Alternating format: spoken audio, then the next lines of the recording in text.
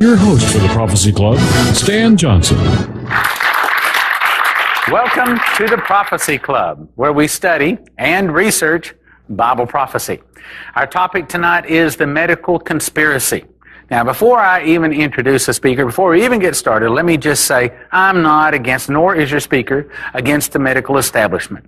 Nor are we against doctors, nor are we against surgery and things like that. There are things that they do that are very, very helpful. They save a lot of people's lives. That's not what we're talking about.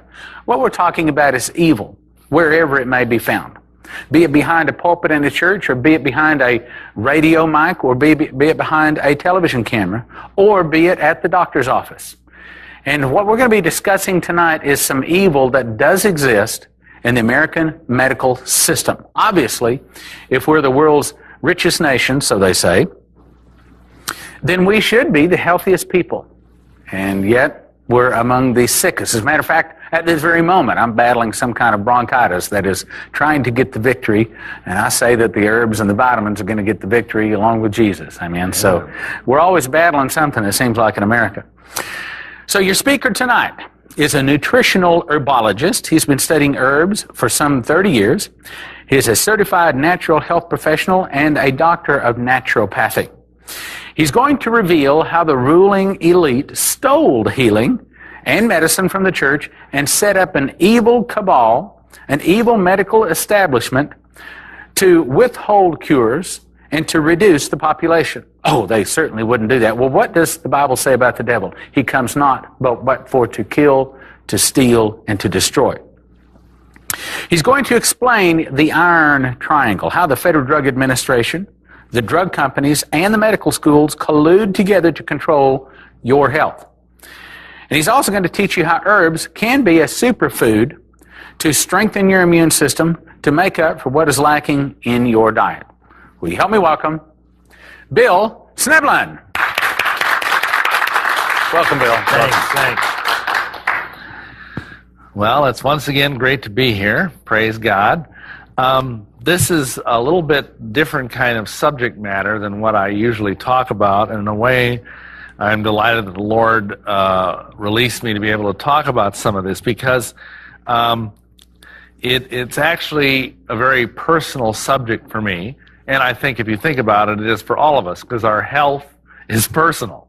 I mean, if we're sick, basically it takes some of the joy out of our life. It makes us less effective as witnesses, as soldiers, if you will, in the struggle that we're all in, because we understand we are talking about spiritual warfare.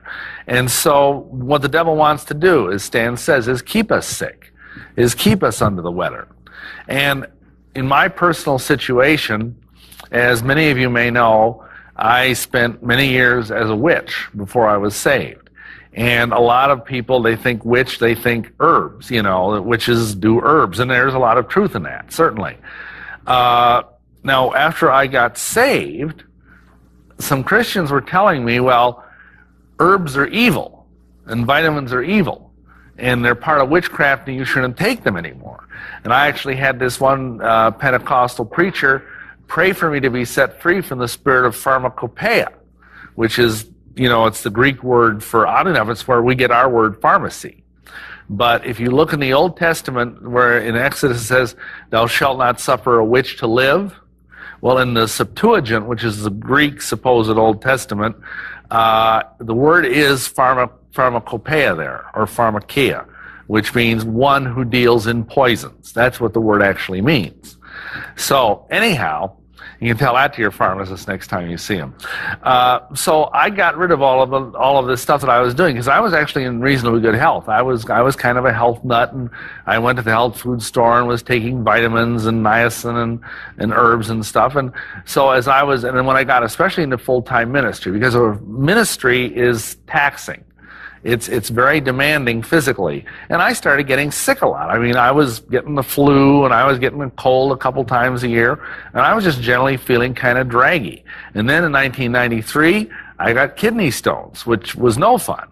And so I started kind of rethinking this stuff, and I began to realize that herbs, I mean, it says in the Bible, in Genesis, that God gave us herbs to be meat.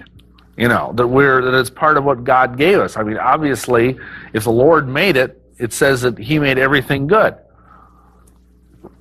So right off the bat, I thought there's something wrong with this idea that all these things are wrong or are satanic. So we did a lot of study, my wife and I. We spent literally years researching these issues, and came to understand that actually there's a healthy biblical way to live according to the Bible that involves eating what God gives us and not eating man-made garbage. The other thing that happened was a crisis in my life was that my father went through the grindings of the medical system. I mean, he lived his whole life in relatively good health, especially for someone who smoked, and really lived to a fairly vigorous early 80s. And then all of a sudden he started getting heart pains. And so what did they say? Oh, you've got to have an angioplasty. And of course, that's the thing where they stick a balloon down into whatever artery or vein is being, blocked, and they blow up the balloon. And what that's supposed to do is kind of gush or smash the whatever's blocking the vein into the wall of the artery and open it up. It's slightly like a roto-rooter, but not really. And and like almost everybody who has an angioplasty, within a year, he had to have coronary bypass surgery. He had to have a quadruple bypass. And that's a very arduous procedure. It's not one I would really recommend anybody go through. Because, they saw open your chest. They basically take a vein out of your leg and try to put it in your heart. And within 9 months, he was dead. After that, he got cancer. And the last maybe week to 10 days of his life, he was in just horrible pain. And there wasn't a lot they could do because, see, the FDA forbids doctors from giving a certain amount of cocaine, morphine to patients because they might get addicted, even if they're terminal.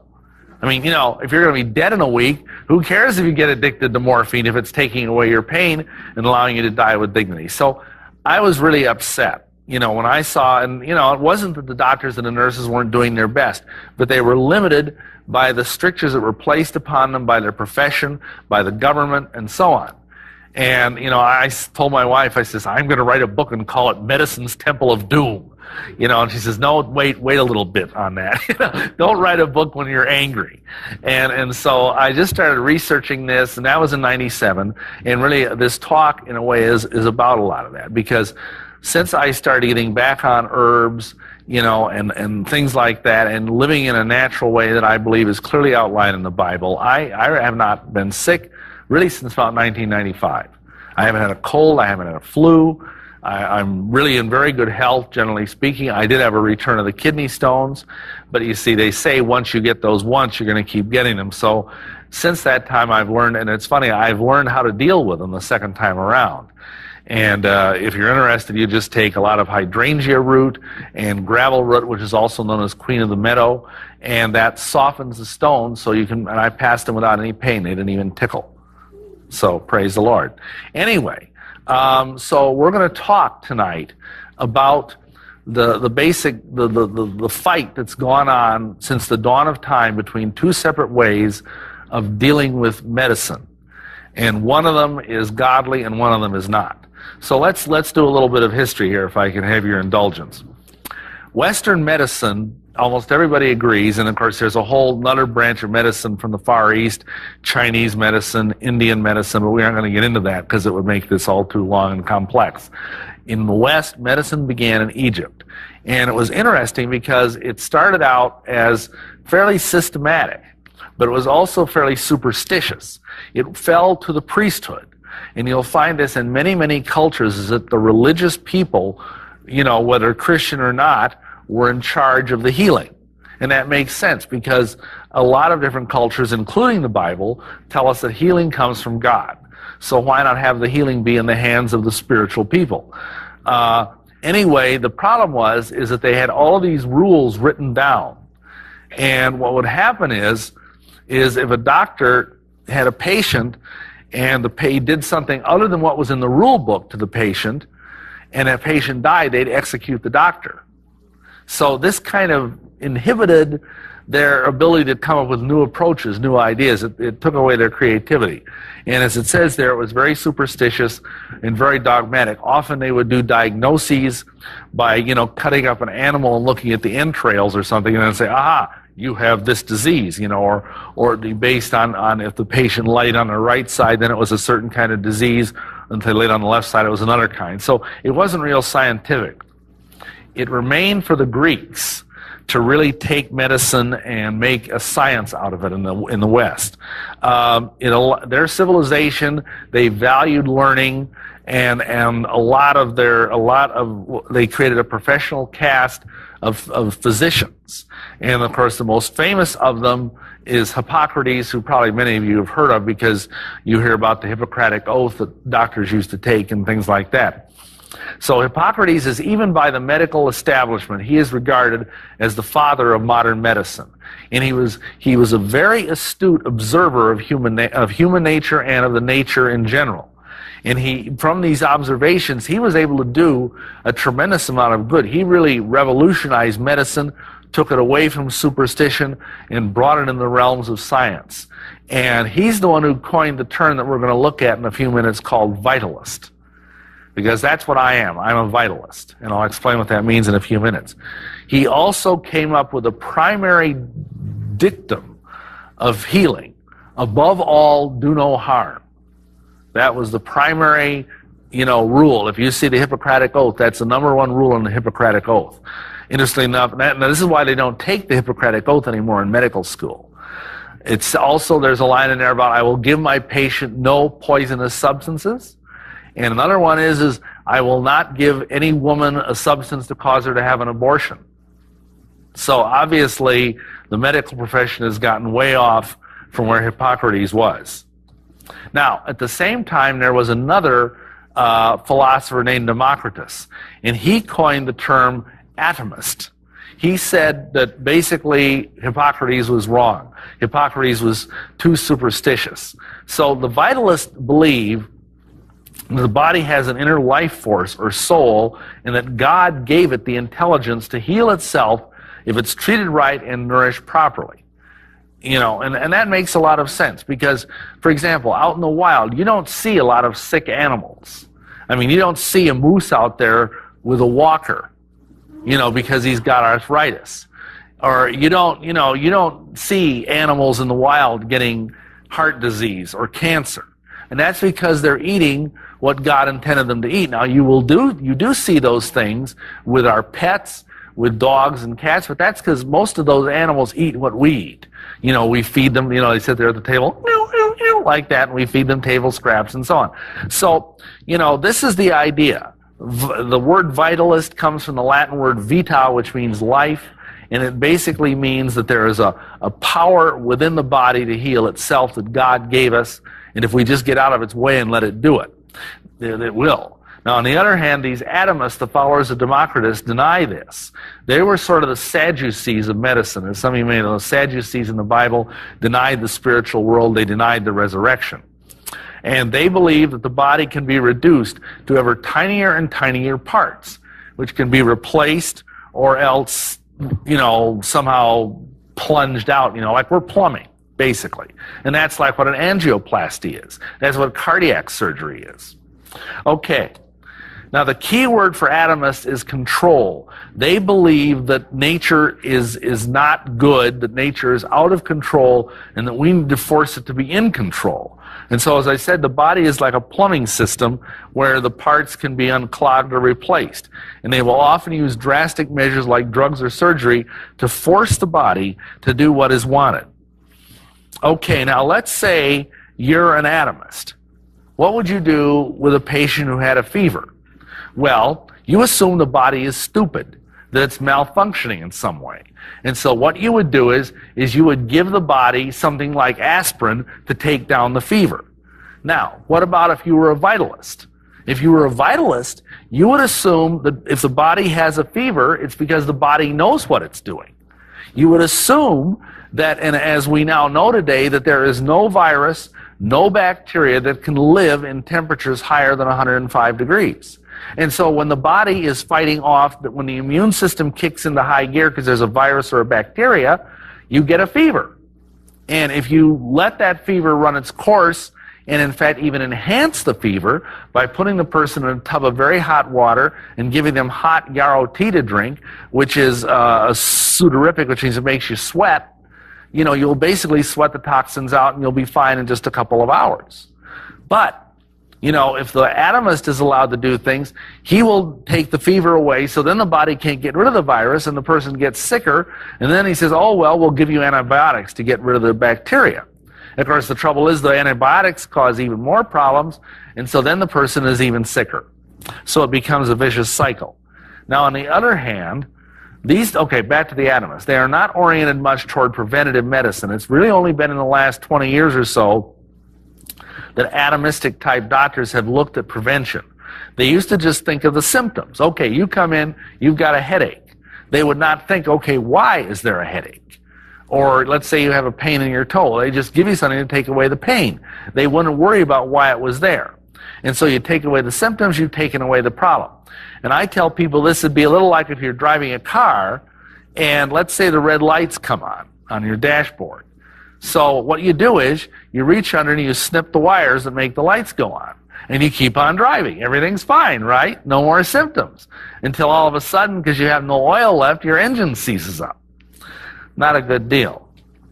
Now, these groups the atomists tend to be invasive. They like to poke things into you. They like to stick you with needles. They like to cut you up.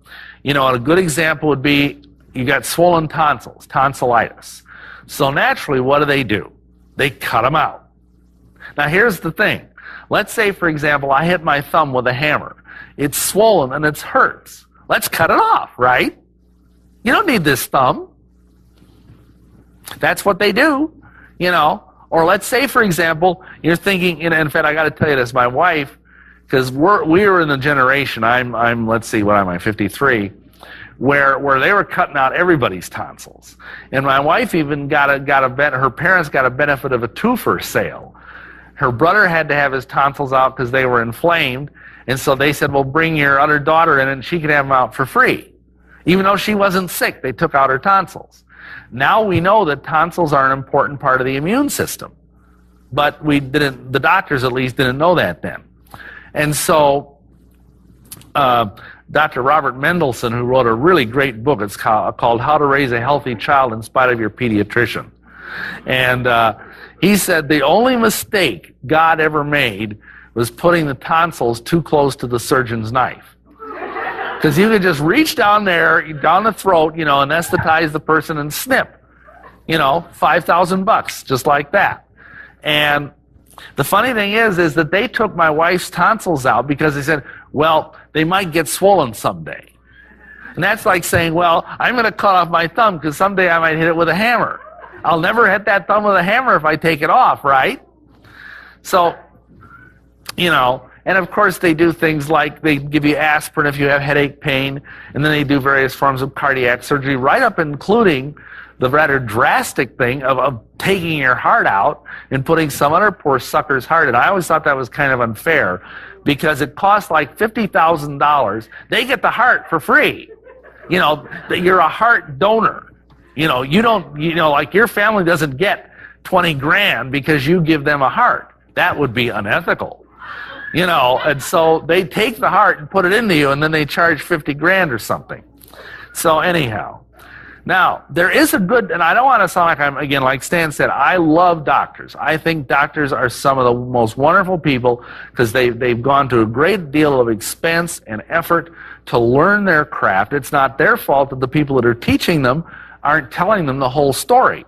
They're trying to heal people, and they're getting very frustrated. But there is a place where atomism works real well, and that's in the emergency room. Like if you break a leg, you don't want to just, take some white willow bark to take away the pain when, you got this hunk of bone sticking out of your leg and you're walking around like this. No, you want to have someone go in and set the bone. Or if you're in a car accident or some other thing where you're really banged up bad and you're in massive pain, hey, give me some morphine, especially since the FDA says we can't have an herbal extract from the opium poppy, which is a natural herbal pain reliever, which is what they make morphine out of. So, I say there is a very good place, and these people if you watch an emergency room team work, they're awesome, and I highly respect them. But the funny thing is that's about the only place where this stuff is good. Now, how about vitalism? Well, here the key word is helper or teacher. God is viewed as the healer. Hippocrates said that. He says, I have never healed a single patient. God is the healer. And, he was a pagan, for heaven's sakes. He was a Greek. He lived 400 years before Jesus. And, yet he understood that. He was just there to facilitate the process of healing. Vitalists believe in allowing the body to do what it's supposed to do. They're less symptom-oriented. They're more prevention-oriented. In other words, they believe in teaching someone, note the teacher thing, in how to live a healthy life, to do away with not only the symptoms, but the cause. Okay. The main purpose of vitalism, as I said before with Hippocrates, above all, do no harm. Don't hurt the patient. Observe and listen to the body. Assume the body has a wisdom all its own. Teach the patient to heal him or herself. Use of nutrition and other non-invasive procedures to facilitate healing. We don't believe in puncturing the skin. See, the skin is a marvelous line of defense. God gave this skin to us, and how many of you realize that even your sweat, which we assiduously rub off and put anti-deodorants and antiperspirants on, the sweat on our bodies is antibacterial. Did you know that? And the skin is marvelously made to keep out disease. So what do the atomists do? They say, oh, it's time for your flu shot. Boom, right through the skin. They take a live virus and put it right in the skin. We don't believe in that. And in fact, if you hear an herbalist talking about injections, I hate to tell you, but what they're talking about is an enema, which means you take some herbal tinctures and inject it up the rectum. And you don't, and understand, that's not penetrating the skin. Because, see, there's a solid tube from the mouth all the way down to the anus. And that's all your skin. The body is basically a big tube with arms and legs attached. So we can go to McDonald's and get a Happy Meal, right? Anyway, so we treat with herbs, with massage, with hydrotherapy, aromatherapy, and nutritional consultation. Because most people have some dietary issues that they need help with. The proper place of vitalism is everywhere else except the ER. In fact, it's funny, Dr. Andrew Weil, I don't know if you've heard of him or not, he's he's an MD, but he's into this complementary medicine, which means he combines herbal and vitamins with regular medicine. And he says, actually, what we call MD or chemical medicine should be the alternative. And it should be the last resort. And that 95% of what most people suffer from could be dealt with by herbs or therapy or acupressure or something like that. Okay, atomist approach, as I said, is great for car accidents, head trauma, etc. Now, let's move on in history. From the time of Hippocrates on, essentially medical history is a philosophical battle between the vitalists and the atomists. It's a conflict between man wanting to control and being willing to submit to God's wisdom, between man wanting to control versus wanting to be willing to admit to God's wisdom. And this struggle is still going on today. Now, during the intertestamental period, in the time of Jesus and the apostles, it's important to realize that basically vitalism was what was practiced. And the Greek medicine, you see, was outstanding, as I had mentioned, and it was kind of captured by the Roman Empire. See, Rome, when they took over Greece, they realized Greece had an incredible culture. They even stole all their gods. How many of you know, they took, Zeus and made him into Jupiter. They took Hermes and made him into Mercury, and so on. So they also captured Greek medicine. and the Greek doctors. And that's part of the reason the Roman legions were so powerful and so unstoppable, is they took their Greek doctors and their herbs with them, and then what was neat is they planted, as they went, they planted herbs everywhere, kind of like Johnny Appleseed, and so they spread all these wonderful medicinal herbs all over Europe, wherever they went to conquer. Now, the next big thing that happened was Galen. Now, Galen was a doctor in the city of Pergamos. How many of you know what the city of Pergamos is called in Revelation? It's where Satan's seat is. That's Revelation chapter 2, verse 13. And basically, Galen tried to pretend that he was a follower of Hippocrates, but he really was not. In fact, this is the guy, this fellow, just for your information. You all know this four temperament thing that's been going around the church for about 10 or 15 years now. That I think Tim LaHaye started it. That you're sanguine and choleric and melancholic and I forget what the last one is. But anyway, that's from Galen. He got that from a pagan philosopher and medical doctor from nearly 2,000 years ago. Galen lived 130 to 200. And many of his methods were very dogmatic rather than scientifically, but he was an enormous influence. He basically, because the church glommed onto him, the Christian church and later on the Catholic Church really endorsed him, he became sort of the rule for almost 1,400 years. And that was the Dark Ages, the collapse of the Roman Empire. And what happened is in about the 2nd, 3rd century, there started to come around these monks. Because what had happened was the church had begun to get very worldly once it kind of married itself to Constantine and the Roman Empire. And so to keep themselves holy from all of this debauchery, some of these monks went off by themselves to just pray. And Benedict was one of the great founders of the monastic systems, the Benedictine order, and he encouraged monastic medicine, and they were the custodians of herbal lore. And he started the first hospice, and a few centuries later, these same monks started the first hospital. So notice, people who were followers of Jesus, or at least trying to be, were the people that started hospitals. In 805, medicine, then it was called physics. So you were a doctor of physic or a physician. That's where our term today, physician, comes from, began to be taught in a university. And the famous monastery of St. Gall's had an herb garden and a hospital attached. And this became very common. William of Salicito in 1210 to 1280 set up the first school of surgery. Now, at 1347, we have the end of the world. That's what it was called. The plague showed up. What we call today bubonic plague, Yersinia pestis. And this was a very, very horrible disease which wiped out almost a third of Europe. And the herbalists didn't know what to do because it was so new and it was a different kind of disease, and it also spread so fast because of superstitious hygiene practices. What do I mean by that? Well, see, the pagan Romans were really into bathing. They had public baths, and you may have seen pictures or maybe been over to like Italy or Europe, and they had these huge viaducts, these aqueducts they were called, marvelously engineered so they could bring in water. No matter where you were, you'd have fresh running water. Great engineering.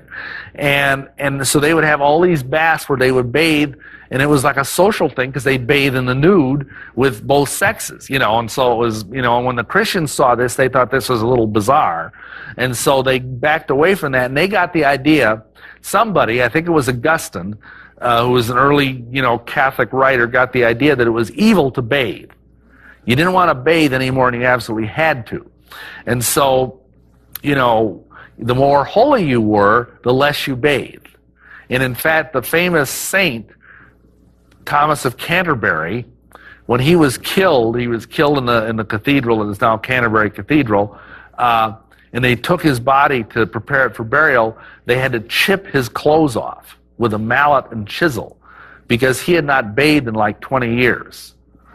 Now imagine what these people smelled like. And, and of course the other thing is the garbage was just chucked out the window. If you had a chamber pot, as they were euphemistically called, you just throw it out the window. And if somebody was walking down there, too bad, There was no sewer systems. There was no way to get rid of garbage, food garbage or human waste or animal waste. I mean, the streets were full of manure. You'd walk like ankle deep in manure everywhere you went, both human and horse.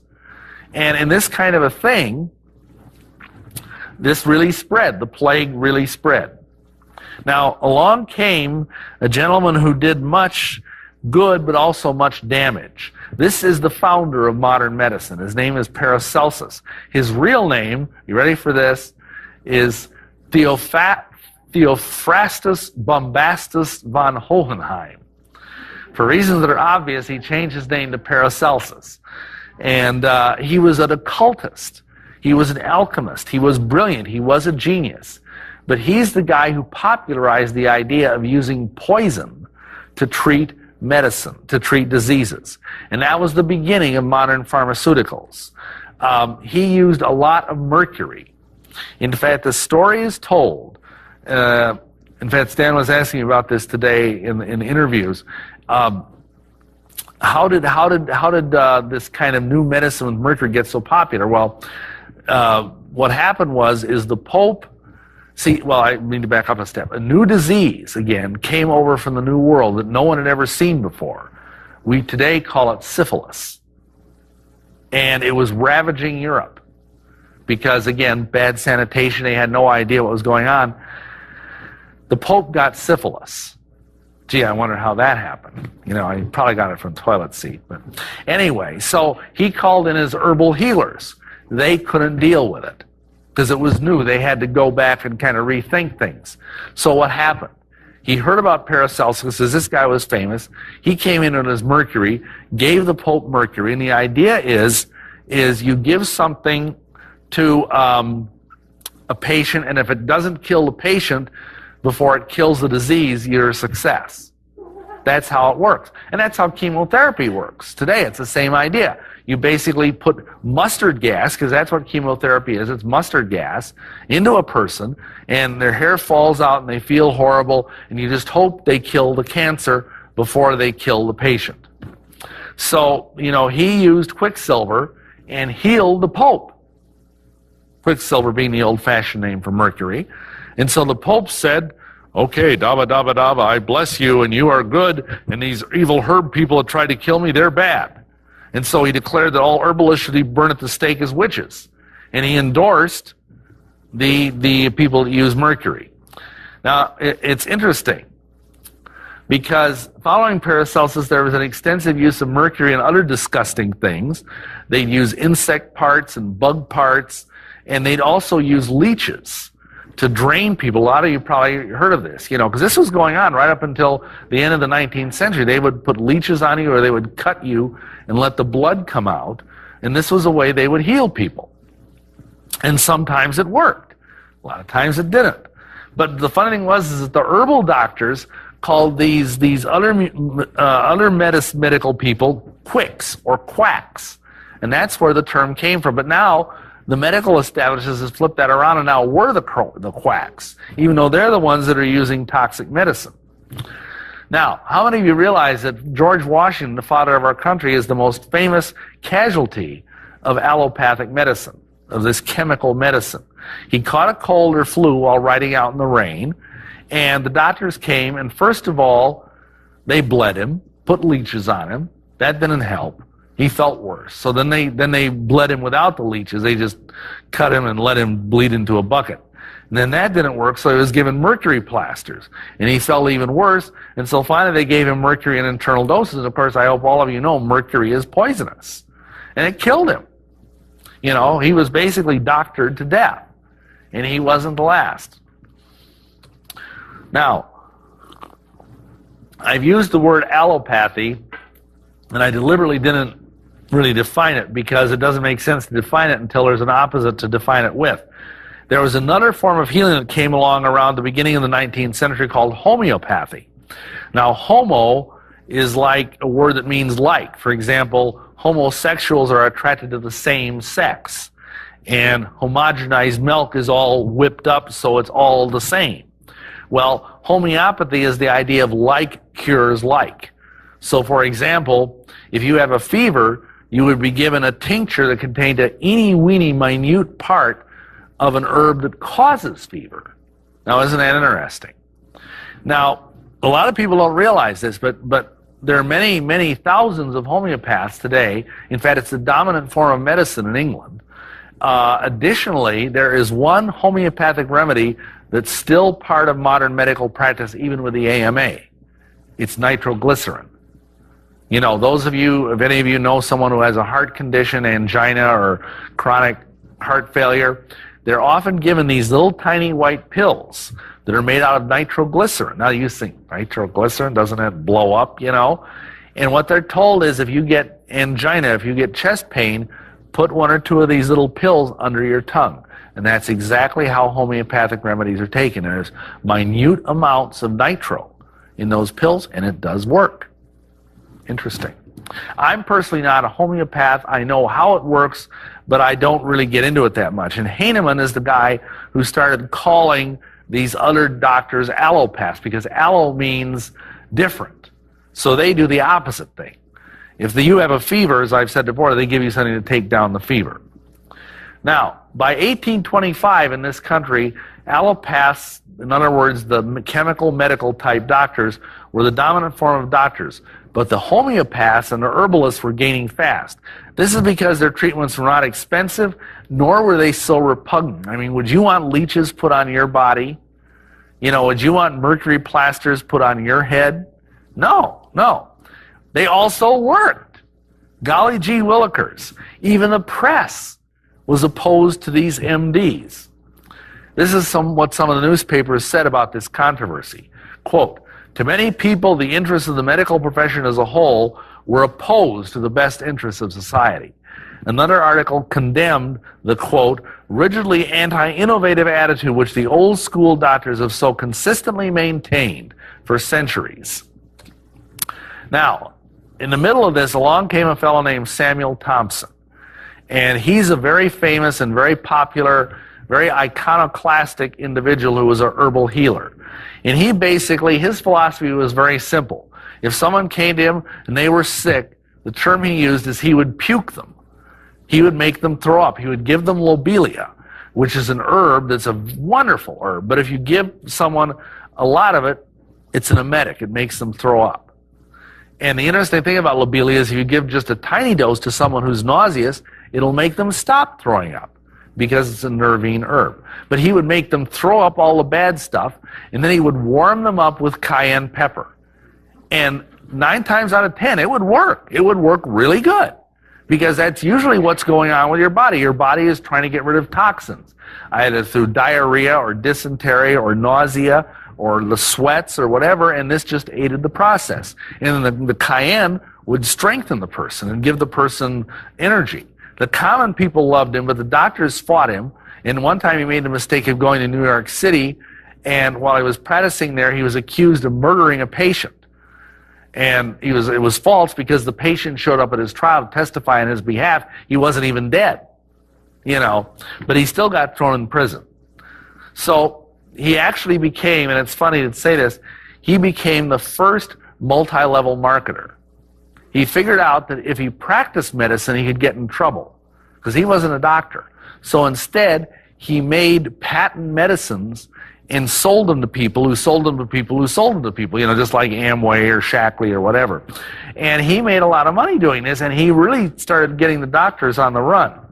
Now, there was also another movement. It was called the eclectic movement. And this was started by an herbalist named Worcester Beach. And this guy worked and qualified to be a real medical doctor. So he was trying to combine the best of both worlds. And he did a lot of scientific research and study in the field of herbalism. Because of the enormous success of these people, the medical doctors started to be threatened financially. Like the herbalists were so effective that by the middle of the 19th century, a typical herbalist or homeopath was making $4,000 a year, which doesn't sound like much, but back then it was a lot of money. The typical medical doctor was only making $1,000 a year. And that was because no one was going to them. You had to be desperate to want to have somebody put mercury or leeches on you. Now, it's interesting. The oldest professional medical society in America is the American Institute of Homeopathy. And not to be outdone, in retaliation, the AMA was founded in 1847. This is where the conspiracy really gets going. This is the politicization of medicine. John D. Rockefeller got involved in the struggle. See, and all of you know he's part of one of those names, that you always see in conjunction with the Illuminati and the elite and what have you. And he was trying to sell crude oil in bottles as a patent medicine. And it wasn't going very well. And he got the idea, well, what if we created a whole chemical medicine industry to rival what was going on with the herbalists? And so Rockefeller and Carnegie poured millions into the AMA to bolster chemical medicine. They took out advertising. They owned their own newspapers, some of these rich guys, and so they attacked the herbalists, they attacked the eclectics and the homeopaths. There were some other blows that happened about this time to U.S. health. One of the worst was the use of the steel roller mill to refine whole wheat grains and sugar cane, thus creating white flour and white sugar, two of the most toxic substances anybody ever has consumed in the history of mankind. Also in early 20th century, manufacturers learned how to hydrogenate oils. And of course, that has caused lots of problems. 1930s, they used more toxic solvents to get even more oil out of plants. Now, this is kind of strange. Because of what was being done with the steel roller mill, doctors even started noticing an extraordinary thing. The people that were eating these bread products were suffering from malnutrition. They weren't getting any vitamins because these breads were nutritionally inert.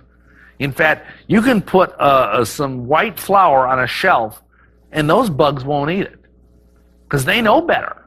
So the grocers love it. It'll stay there forever. That stuff will outlast the pyramids, because nothing will eat it except us, And so they said, well, let's add vitamin B vitamins to an iron to the bread. And how many of you can remember when Wonder Bread first came out, build strong bodies 8 ways, and then it was build strong bodies 12 ways. And it's a joke, I heard a doctor say this. He said, imagine if you were walking down an alley and some guy mugged you. He took all your money, he took all your clothes, and then gave you back your socks. That's what they did to Wonder Bread. You're walking around naked, but you got your socks. That's about what it is. This stuff is totally useless as food. You could get more nutrition eating the wrapper. Okay, so they passed this Enrichment Act. And then finally, in 1950s, and this is within almost all of our lifetimes, food processing reduced the ratio between potassium and sodium in most foods. Okay, now we have the coming of the drug lords. And the use of chemical drugs got worse because Rockefeller got together with a big German chemical conglomerate called IG Farben. And IG Farben are the wonderful people that brought us mustard gas, and Zyklon B, the gas that was used in the concentration camps. They also brought us, and you see, if you take all the chemical companies today, the drug companies, Eli Lilly, Merck, and so on, and trace them back, they all go back ultimately. The head of the octopus is IG Farben. And so they came up with the idea of using the waste products from the petrochemical industry and turning them into medicine. And what's interesting is you'd be astonished at how much of the medicine today, even the over-the-counter stuff, is entirely made out of petroleum. Like, for example, if you buy Centrum vitamins and take those, the body will look at them and say, what is this? This is petroleum. I can't use this. And basically, it will go out in the draft, as it says in the King James Bible. And some of you, if you've ever heard the Dead Doctors Don't Lie tape, you know the story. But it's true that if you're in the porta potty business, like for fairs or whatever, you'll find hundreds of Centrum and one-a-day vitamin pills in the latrines, in the porta potties, because the body just poops them right out without even touching them, because they have no nutritional value. You might as well be chewing marbles. In fact, you might get more nutrition out of the marbles. And all these ideas were born out of the idea that they could create a magic bullet drug that would cure anything. And of course, out of that came antibiotics. The wonder drug, penicillin, that would cure everything. And of course, now we know what happened. We started using it. We started overusing it, and now we're in a big mess because we've started getting these superbugs that are resistant to penicillin, to oxacillin, to tetracycline, and you got flesh-eating bacteria and all kinds of ungodly stuff. You see, it's not nice to fool with Mother Nature. Okay, now these drugs are toxic. By definition, the FDA says a drug has to have side effects or it can't be a drug. So even the most benign drug you can think of, aspirin, for example. We all know aspirin can cause stomach problems. It can cause bleeding ulcers if you take too much of it. It can cause your blood to get too thin. Now, this is interesting. The definition of pharmaceutical medicine is giving patients sublethal doses of toxic medicine, of toxic chemicals. So in other words, you're giving them just under what would kill them. And that's medicine. So much for the Hippocratic Oath. If you go to the PDR, which is this huge book, the Physician's Desk Reference, it's like the Bible that doctors use. 150 pages talk about the good things drugs do. 2,850 pages talk about the bad things drugs do. So you can see it's not a real good trade-off. Now, why do we do it then? Well, because there's a huge amount of money involved. Huge amount of money. In the U.S. alone, the drug companies have revenues of over $100 billion. And internationally, it amounts to 3 times that amount. And with that kind of money, these companies can exert enormous influence. You've heard the golden rule, them that has the gold makes the rules. So the drug lobby, that's not the one Jesus had in mind, by the way. The drug lobby has incredible power in Washington, D.C., and the pharmaceutical giants additionally endow medical schools with millions, thus exerting control over what doctors learn. Well, also what doctors earn. Huge advertising budgets also. They will see, and I'm sure if any of you watch TV or read magazines, it's like every other ad is a drug ad. I just love those ads because on the first page, you see these happy people out in nature, and they're all glowing with health, and the colors are vibrant and wonderful and beautiful. And, and then you turn the page, in this little eeny-weeny, 7-point type print, there's column after column after column of all the bad stuff that can happen to you if you take the drug. But they know, most people, especially if you're like me and you're over 50, you can't even read that. It's so tiny. So anyway, then we get into the infamous iron triangle, which I've already alluded to. The FDA allows, in fact, encourages drug companies to make enormous profits. The people who work for the FDA later go to work for the pharmaceutical companies. The FDA seems to exist. It's supposed to be here to protect us. It's supposed to protect our food. It's supposed to protect our water. It's supposed to protect, us from bad drugs too, certainly. Is it doing that? No. In fact, we're going to talk about that a little bit more later. But what it does do is the FDA does prevent us from accessing a lot of really important information about herb supplements and drugs. And they control what the medical students learn. Also, there's a lot of government censorship. See, drug companies have no economic interest in promoting herbs because they can't make any money off them. See, you can't patent an herb. Why? God made the herb. You can patent Tylenol because some company made Tylenol, but you can't patent echinacea or golden seal because it's just out there in the field. Anybody can grow it. Anybody can pick it. And so there's no money in it to speak of compared to the amount of money you can make off of a prescription drug. Therefore, the FDA has rules that prohibit people from learning how vitamins and herbs can help their conditions. Additionally, all the training most MDs receive is pharmaceutical based unless they take the initiative and spend their own hard-earned cash. And I don't know if any of you get Time Magazine, but just this last week before I left on this tour, Time Magazine had a story about how finally, after years, the American Association of Pharmaceutical Manufacturers has issued a guideline to stop giving doctors all this free, like, what they'll do is a new drug comes out. The doctor will get an ad saying, you can go down to Cancun free on us for a week and get some important in-service training about the new drug Ghibli bomb, or whatever they call it. And, and then they get down there and they can play golf, they can surf, they can lay in the sun, they can gamble in the casinos, and a couple hours a day they have to sit through some in-service training. And then they get lots of free samples. And I'm sure all of you have been to a doctor and he's giving you free samples of a drug. Well, that's how they get them. Well, finally, and believe me, this was getting to be a scandal. Both the AMA was starting to disprove of it, and even the pharmaceutical companies said, let's stop this. Because they were sending doctors off to Hawaii, doctors down to the Caribbean, and giving them all sorts of free benefits, free golf clubs, this, that, and the other thing. Also, okay, I talked about that. Now, what about the profits? These profits are huge. Now, just let's look at an example. Let's take Celebrex, which is really advertised a lot right now. A typical consumer price for 100 tabs of Celebrex, 100 milligrams, is $130. How much does it cost the drug company to make that? 60 cents. That's a 21,712% markup. I wish I could do that with my book. Man, I could sell one book and retire, amen. Here's Prozac, everybody's favorite drug, Prozac. $247 for 100 Prozac capsules. It cost them 11 cents. You see why that's such a huge cash cow? That's a 224,973% profit.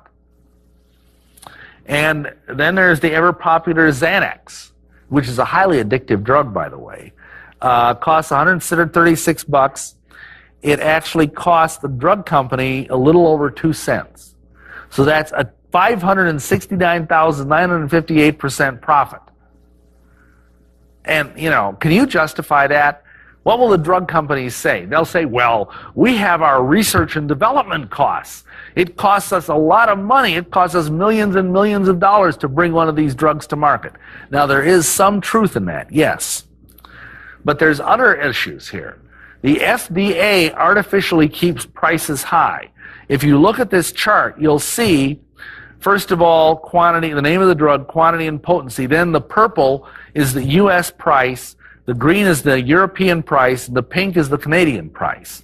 So, for example, Cipro, which we're hearing a lot about right now because of anthrax. Well, that costs $87 for 20 Cipro tablets. In Europe, you can get it for $40. In Canada, you can get it for $53, $55. Or Prozac. Prozac, $91 for 20 capsules. In Europe, it's only $18.50.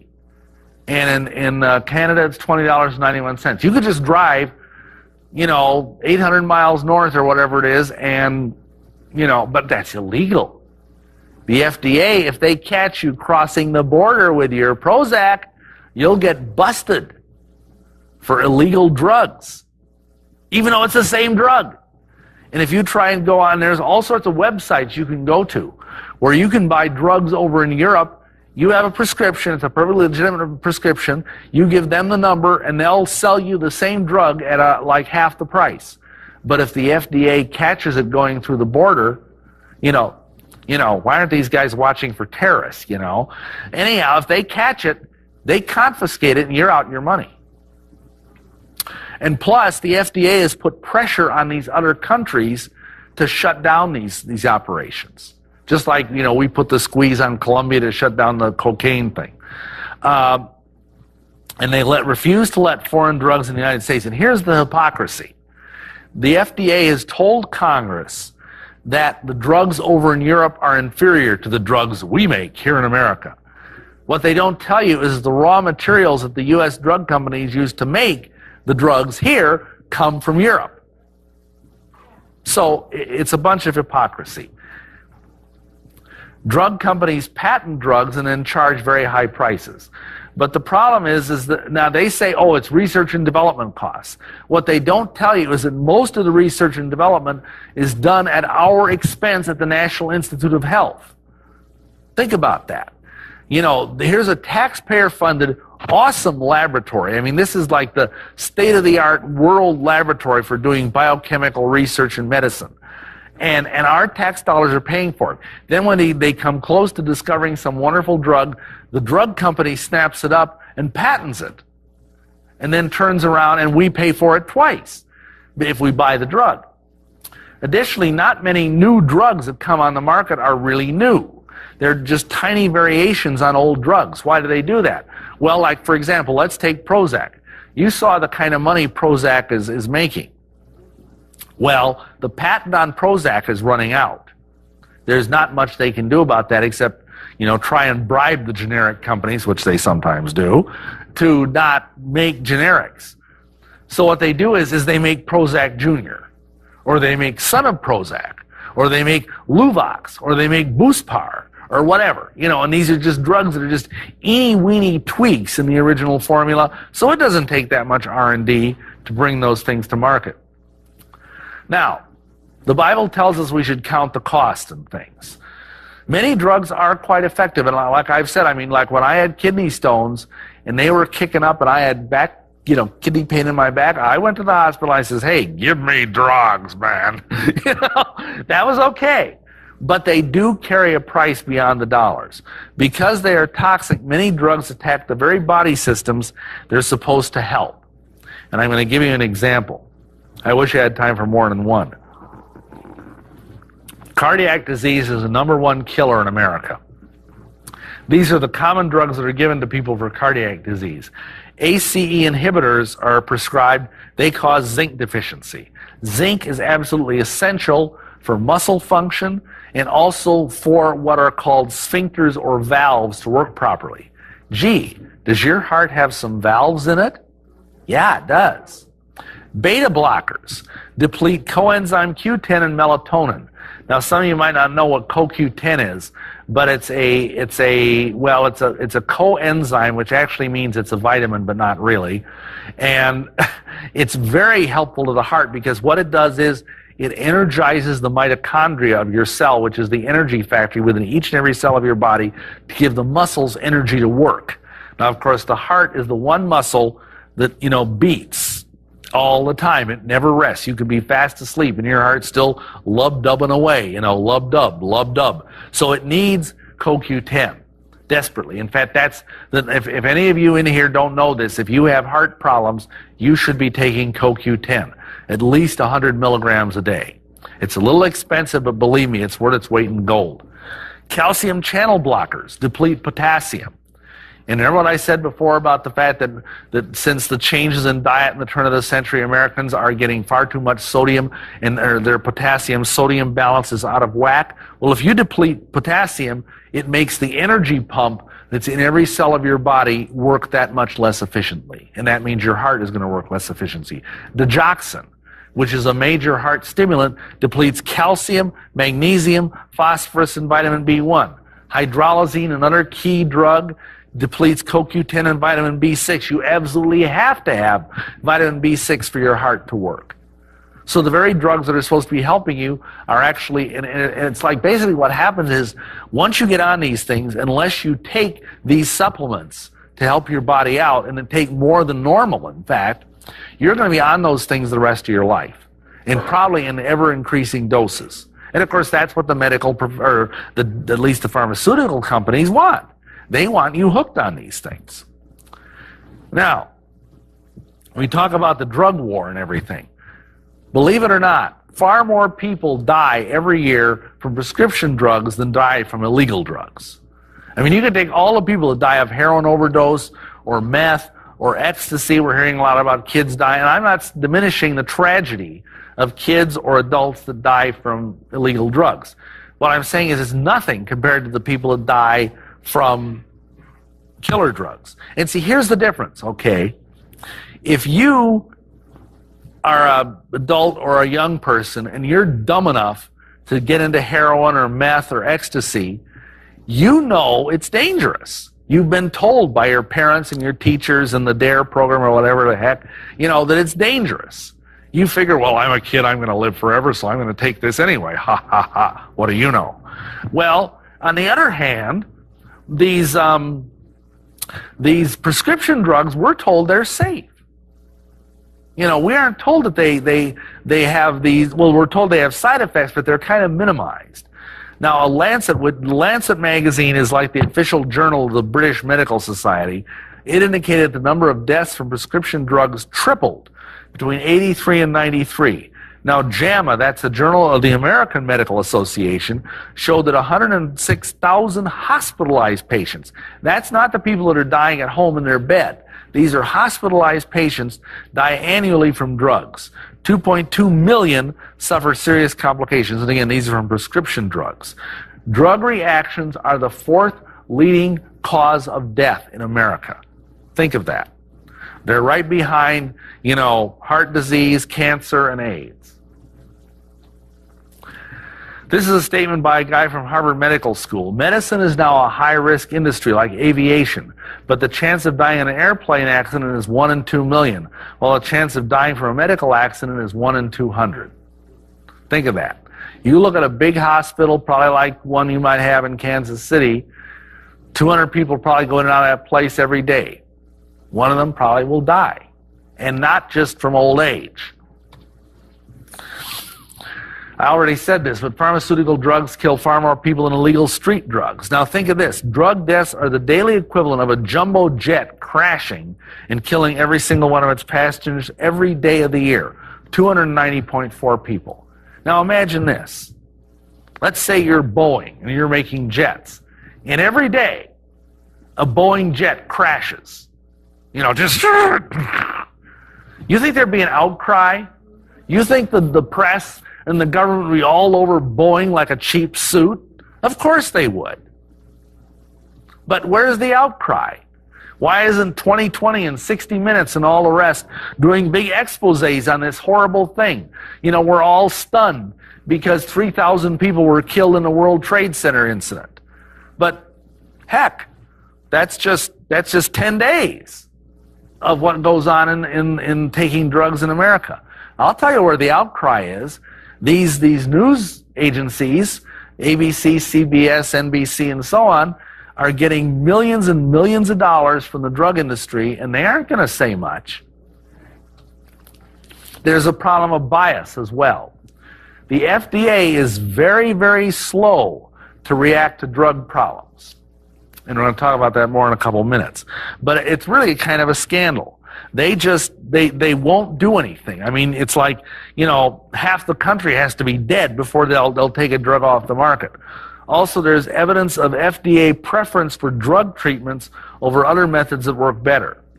And the other thing that really irritates me, and I kind of alluded to this, is media like television. Almost every night on the news in our area, at least, in eastern Iowa, we get these puff pieces about the wonderful hospitals and the wonderful drugs and this new drug came out and how it's going to help so many women with this or so many men with that or children or whatever and how great this is. And then they downplay the drug deaths. You never hear about them. But man, oh man, if somebody gets sick from a vitamin or if somebody gets sick from an herb, it's practically, front page, 25-point headlines. So, that isn't balanced. That isn't balanced at all. Think of it this way. In the past decade, over 1 million people have died from taking properly prescribed pharmaceutical drugs, and very little is done about it. In the same time, less than 5 people have died from herbs, and yet comfrey is now a controlled substance. It's a very wonderful herb, but you can no longer buy it for internal consumption in any health food store legally. You can buy it if you buy it like in bulk, and it's only going to be used as a poultice or something, but you can no longer get it in a capsule. And that's, I think, a real serious crime against humanity. Forget the human tragedy for a moment. Look at the money. James Duke, who's an awesome herbalist, and he's also a USDA licensed medical botanist, points out that drug reactions cost the citizens of this country $136 billion a year, and the drug companies only make $100 billion. So we're actually losing money, aside from losing lives. But like a preacher friend of mine said, if it don't make sense, there's a buck in it. The FDA, the Food and Drug Administration, has taken away two of our precious rights, our right to know and our right to choose.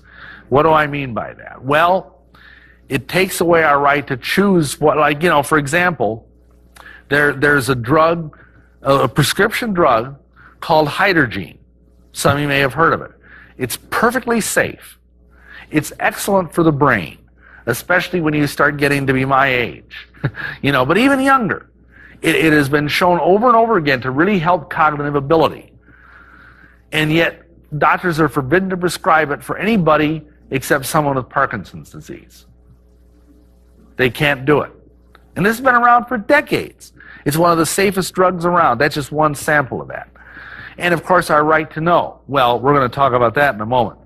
For example, the FDA frequently approves dangerous drugs.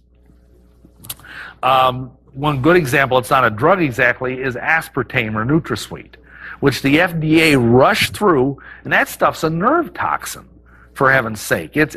I wouldn't feed that to my worst enemy.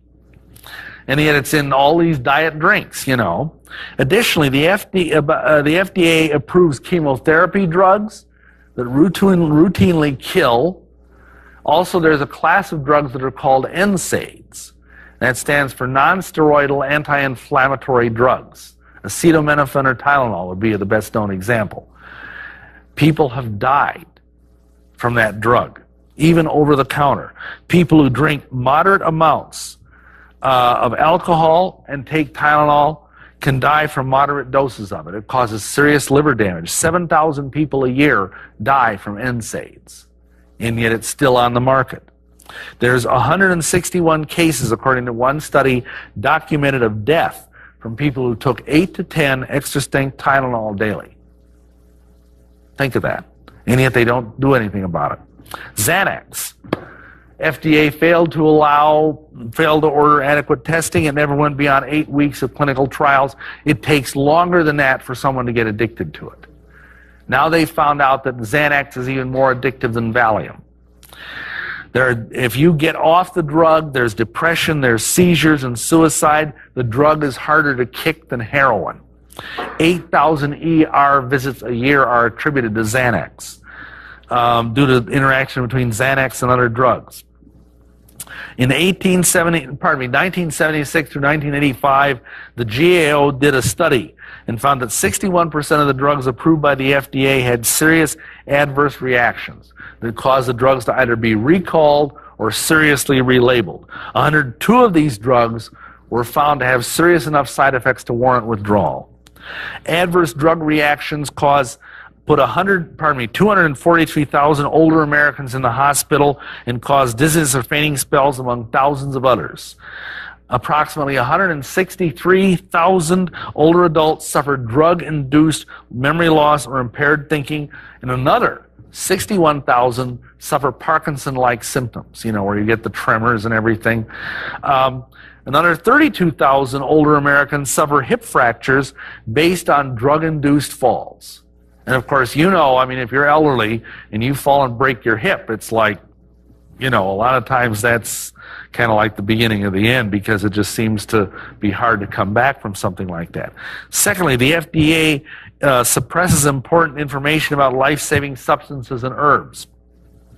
For example, vitamin E. Now, we have known that vitamin E will help prevent heart disease since the 1940s. Since before I was even born, we've known this. And yet a doctor is forbidden from telling a patient that if they have cardiomyopathy or some kind of heart disease, that they should take vitamin E. They're forbidden from doing it. If they get caught doing that, they can be fined or imprisoned. Even though there's a stack this high of studies, of peer-reviewed journals that show demonstrable improvements just from taking 400 IUs of vitamin E a day. Think of that. One doctor said, off the record, that if you got every person in America to take 400 IUs of vitamin E a day, you could cut the medical bills of this country in half.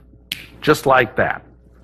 Because cardiac disease is such a killer in this country, and it would be so helpful. Additionally, folic acid. Now this is a biggie.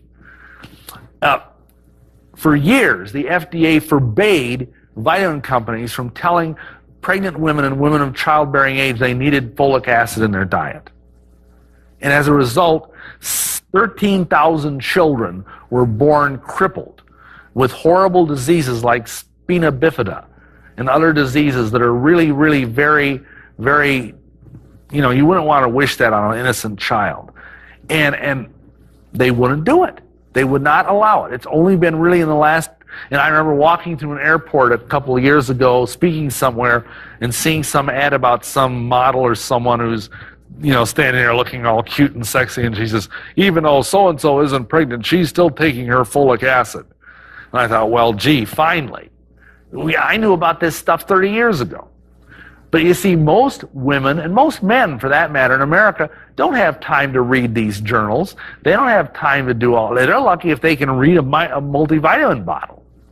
We're too busy. The doctors should be telling us this stuff, and they don't. And it's not their fault. They're not allowed to. It's interesting. In a Dietary Supplements Task Force report in 1992, the FDA stated that part of its job, and this is a direct quote, was to ensure that the existence of dietary supplements on the market does not act as a disincentive for drug development. Now that's kind of big bureaucratese. What does that mean? It means that the FDA is supposed to ensure that the existence of herbs and vitamins doesn't cost the drug company any business. That's what they're doing, and they're doing a pretty darn good job of it. Okay, the other thing is it unnecessarily delays the approval of life-saving drugs. It takes 8.5 years longer to get a drug approved here in America than it does in Europe. 2.7 million Americans died due to the delay in approval of just one drug, Enderol, that was approved for use in Europe for many years.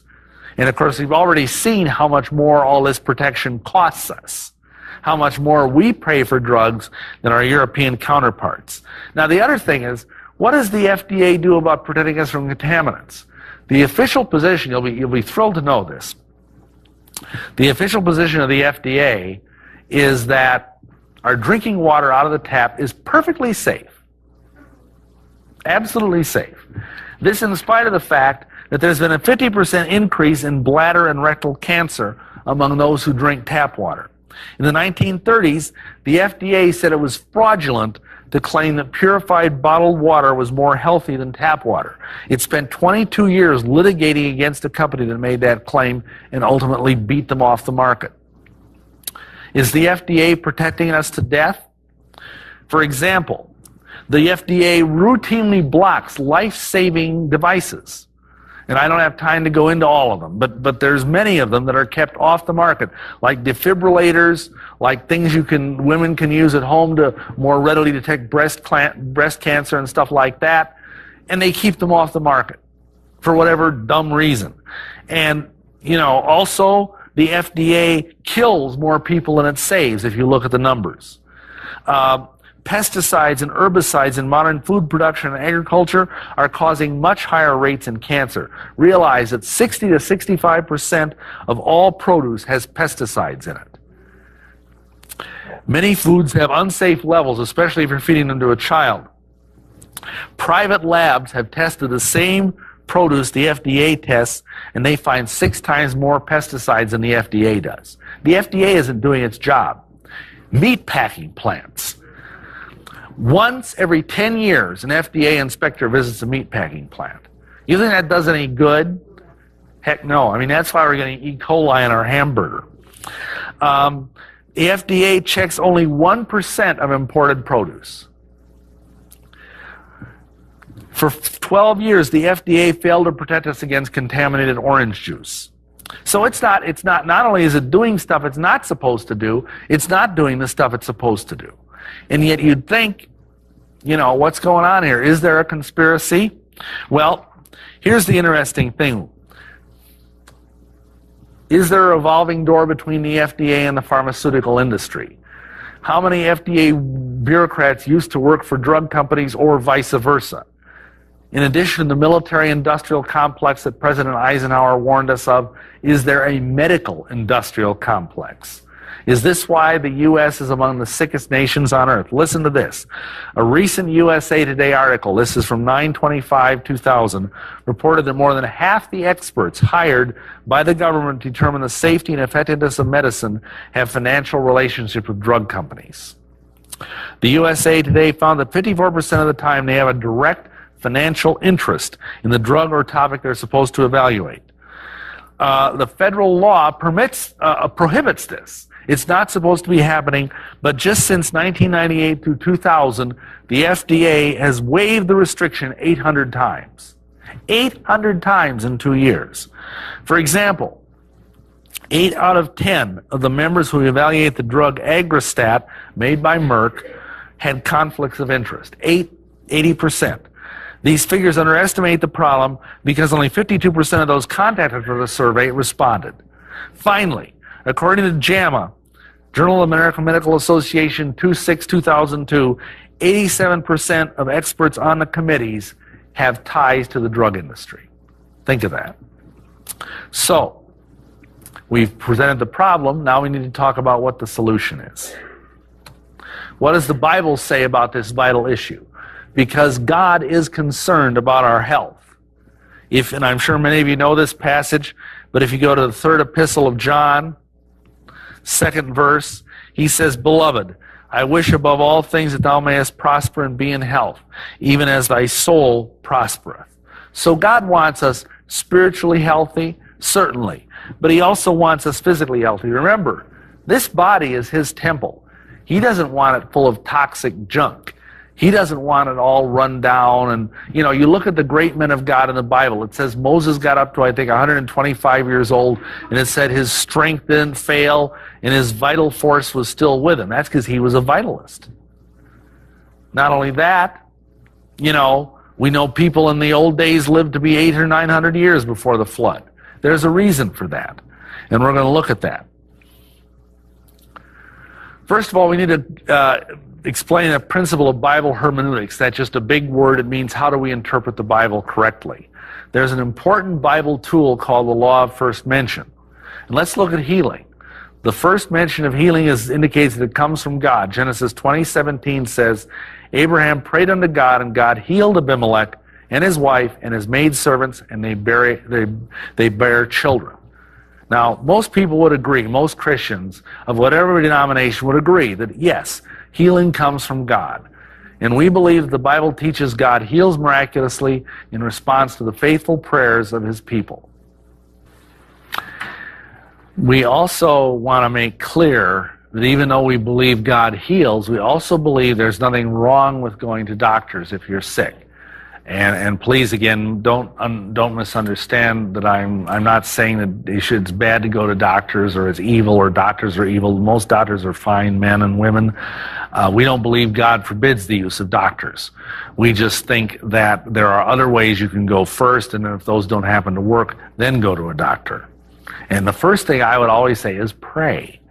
If you have a headache, if you have a toothache, if you have a backache, ask the Lord to heal it, and he might even heal it. Hallelujah.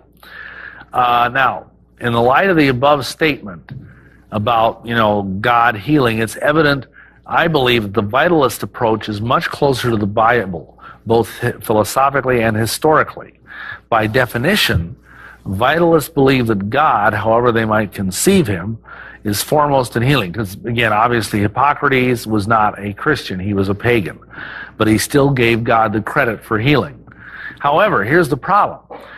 God is not typically discussed in most AMA-endorsed medical schools or programs as a source of healing. Although the funny thing is there are some doctors, like Dr. Larry Dawsey, who are now talking about prayer as an adjunct to healing.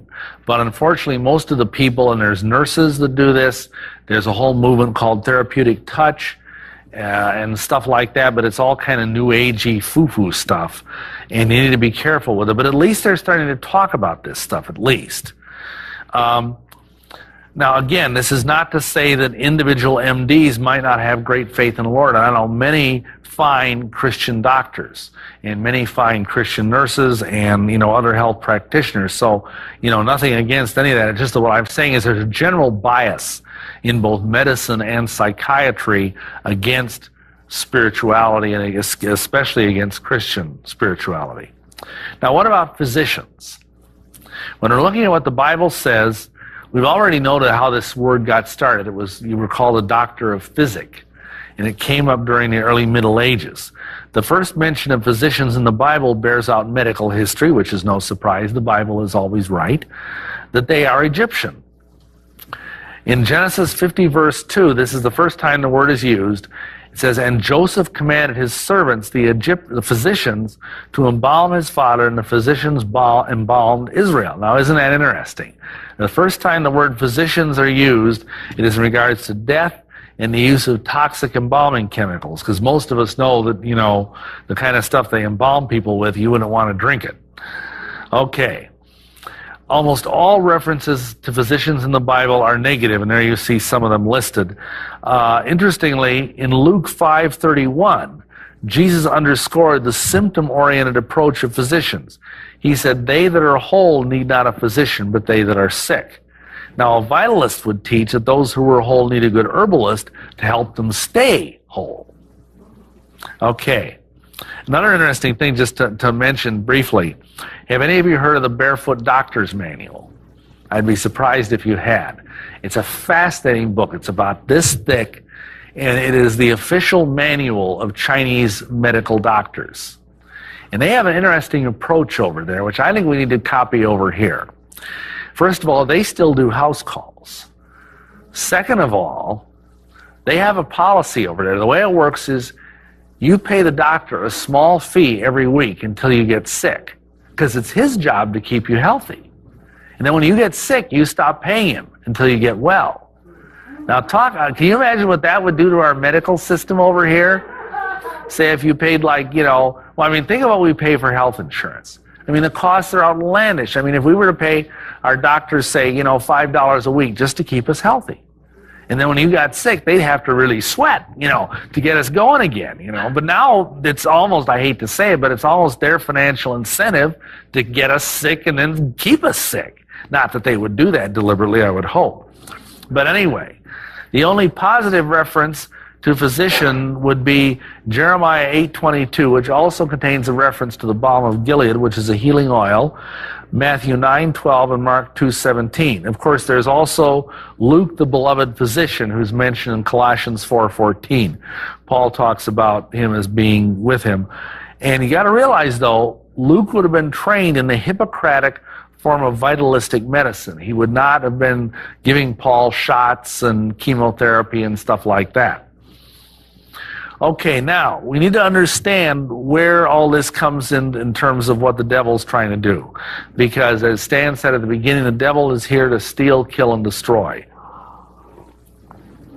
And part of the way the Illuminati does things is they set up what they call the Hegelian dialectic. Now, that sounds like a big word, but it's based on a concept from the philosopher Hegel. And Hegel is like an idol to the Illuminati people. They just love him. And he saw government, the modern state, as God walking on the earth. Now, what is that? That's idolatry. And yet that's pretty much what we've got in this country. People expect the government to do everything for them. The government provides them with food, the government provides them with welfare checks, the government provides them with medicine, the government is supposed to provide them with child care. I remember when Newt Gingrich was in office as Speaker of the House, he kept talking about the idea of the nanny state. The state that basically just is there and mothers you all through your life. Now, think of that, and then think of this. Since the power to heal is the work of God, the state must heal. And to heal, it must therefore control medicine. The state always wants our complete loyalty. To do that, it must be the only source of healing, the only healer. God in the Ten Commandments says, "I am the Lord thy God, thou shalt not have any other gods before me." Well, that's what the state is saying. It says, I am the Lord thy God, thou shalt not have any other gods except me, the state. And of course, there's a big conflict here. Why do you think for the last couple of generations, the state has been gradually nudging God out of the picture? You know, I mean, we can't pray in schools. They're removing all symbols of religion from national discourse. And of course, over and over again, the other thing that's happened is that the state has encroached into more and more areas where the Church of Jesus Christ used to minister. Let's talk for a minute about credentialing and licensure, because oddly enough, the same gentleman I mentioned a moment ago, Newt Gingrich, he had an interesting thing to say. He taught a course on Restoring America at a Georgia college, and I happened to get the videotapes. He had a lot of good things to say, although I don't agree with everything he said. But one thing he said is that in this country, we have moved from competency to credentialing. Now, what does that mean? It means basically, it used to be 100 years ago, if you were a good doctor or a good lawyer or a good whatever, word got around and people went to you.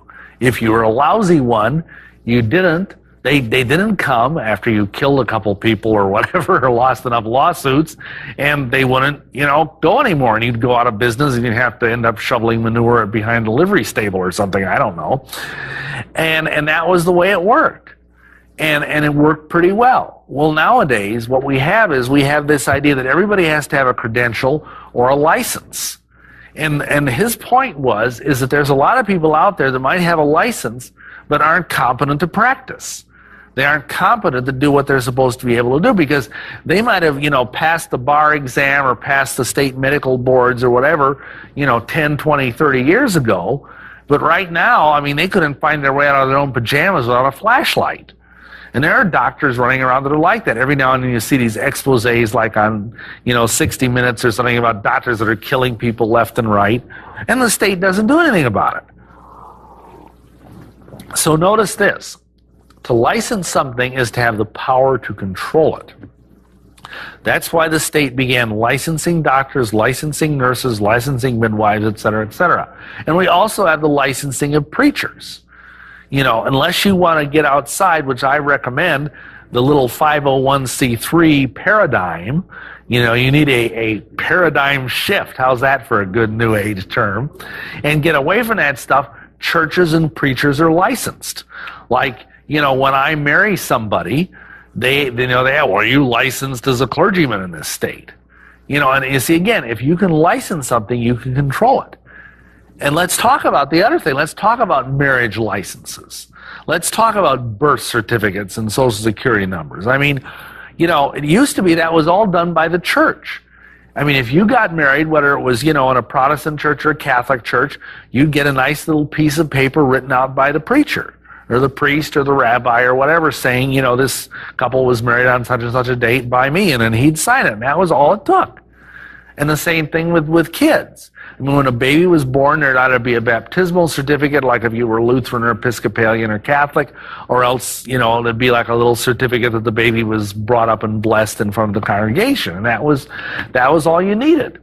But nowadays, you got to have all this stuff. And of course, when you issue a birth certificate and give that kid a social security number, you're saying that child does not belong to God. You're saying it belongs to the state. The state has taken its little stamp and said, this is number 483626832 or whatever, And I don't think that's of God. I really don't. Now, here's where the Hegelian dialectic comes in, because what Hegel came up with is the idea of thesis, antithesis, and synthesis. Try and say that if your upper plate is loose. The idea is, here's an idea. Here's an opposing idea. In other words, there's a conflict or a crisis, and then we bring them together and create a solution. And so what the Illuminati do is they create a perceived crisis of some sort. And then, having created the crisis, they're in an excellent position to solve it. But whenever they do that, you always end up with a little bit of your liberty lost, and a little bit more bureaucrats, a little bit more laws, a little bit more some fool thing or other. So let's look at how this works with medicine. Licensure originally was a response to falsely perceived quackery. I mean, there were all these nasty homeopaths and herbalists and eclectics running around, and they were actually healing people. You know, I have two friends, colleagues, that have literally been run out of the country because they were healing too many people of cancer with herbs. That's why the FDA nearly got chaparral taken off the market, is because chaparral is an awesome herb for dealing with cancer. And it's like they don't want cancer cured because there's $1 billion industry of people trying to cure cancer when actually it's been cured for 25, 35 years. And, you know, all the practitioners that are doing it are down in Mexico, unfortunately, because they were run out of the country. So anyhow, here's this thing. Okay, if you don't, do the right thing, then you're a quack. Okay, we need to license people so we know that this is a good doctor and this is a bad, nasty doctor. And if you are good, you will have a license. And if you're not good, you won't. Of course, in practice, this is often not the case. But because of that, I mean, look at these people that have teaching licenses. And they can't even spell. I remember seeing a thing a few years ago, and this is God's truth. There were some teachers protesting something or other. It was some kind of, they were on strike. And this one teacher was walking with a sign that said, "Support public education." And it was spelled P-U-B-L-I-C-K. I mean, and that's why now you see that bumper sticker that says "Support public education." It's P-U-B-L-I-C-K-E-D-U-C-A, and it's all spelled wrong anyway. And again, they have a license, but they can't teach. I mean, it's obvious they can't teach because we're turning out 60% of the kids can't read by the time they reach 8th grade, and that's appalling. But licensing is everywhere now. State licensing and control of medicine and healing is a satanic usurpation of the church's ministry. In other words, they are taking away from God what belongs to God. Jesus said, "Render unto Caesar the things that are Caesar's, unto God the things that are God." And your body and the body of your kid belongs to God. It doesn't belong to the state. Remember, hospitals and healing belong to those who were following Jesus for centuries. It's only been in the last really 50 or 60 years that hospitals have been big business. Both healing and midwifery were part of the church's historic function for centuries. Now, Satan as a dragon is frequently shown to be a symbol of earthly government. For example, Satan's boast to Jesus in Matthew 4, 8, and 9 when he's tempting Jesus and he says, "All the kingdoms of this world belong to me. Worship me and I will give them all to you." Jesus didn't say, "Oh no, that's not right. You don't have those kingdoms." Unfortunately, every kingdom on this planet belongs to the devil, including, unfortunately, the United States of America. At least the government does. Satan, then, you have various governments such as Babylon that are spoken of as homes of dragons. Jeremiah 51, 37 and 34. Egypt is spoken of as being an abode of dragons in Ezekiel 29 and 3. Now also, let's look at this for a minute. The devil originally had a job with God. He was the adversary. That's what Satan means. It means the adversary. He was like designed to be God's prosecuting attorney. And in Job, it says he was walking up and down in the earth and to and fro upon it. And he was looking for people that were sinners. And he would then go and accuse them before God. And now think about this. Satan is the prosecutor, so is the state. Satan sentences people, so does the state. Satan is even the executor. He executes people, and so does the state. It's the same exact thing. Even historically, many nations have used the dragon as their symbol of government. You see dragons all over the flag of England, all over the flag of Wales, and of course many times used as symbols of the Emperor of China.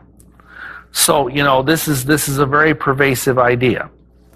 Now, the two main healing ministries of the early church were midwives and then spiritual and physical healing.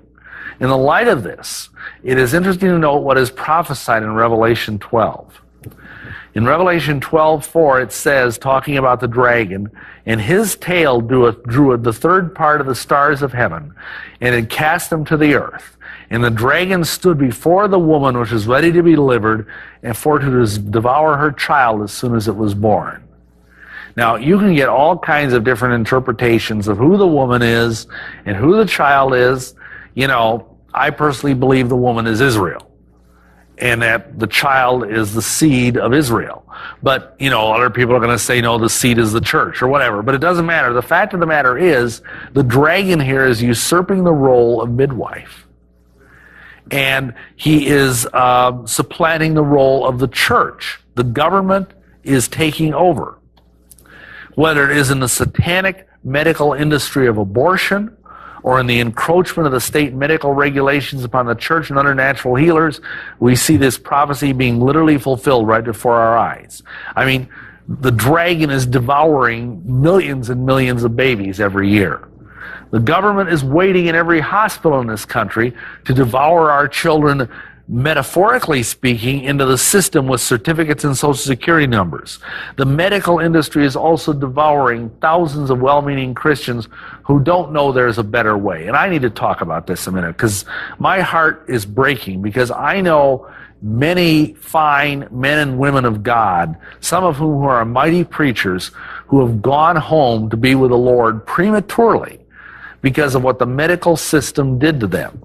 And because either they didn't know, or else someone had told them that vitamins or herbs were of the devil, that they shouldn't do that. They should just listen to good old Dr. Bob or Dr. Jane or whatever, and not listen to that wacko herbalist quack guy. And I saw, because I tried to tell my own father this stuff.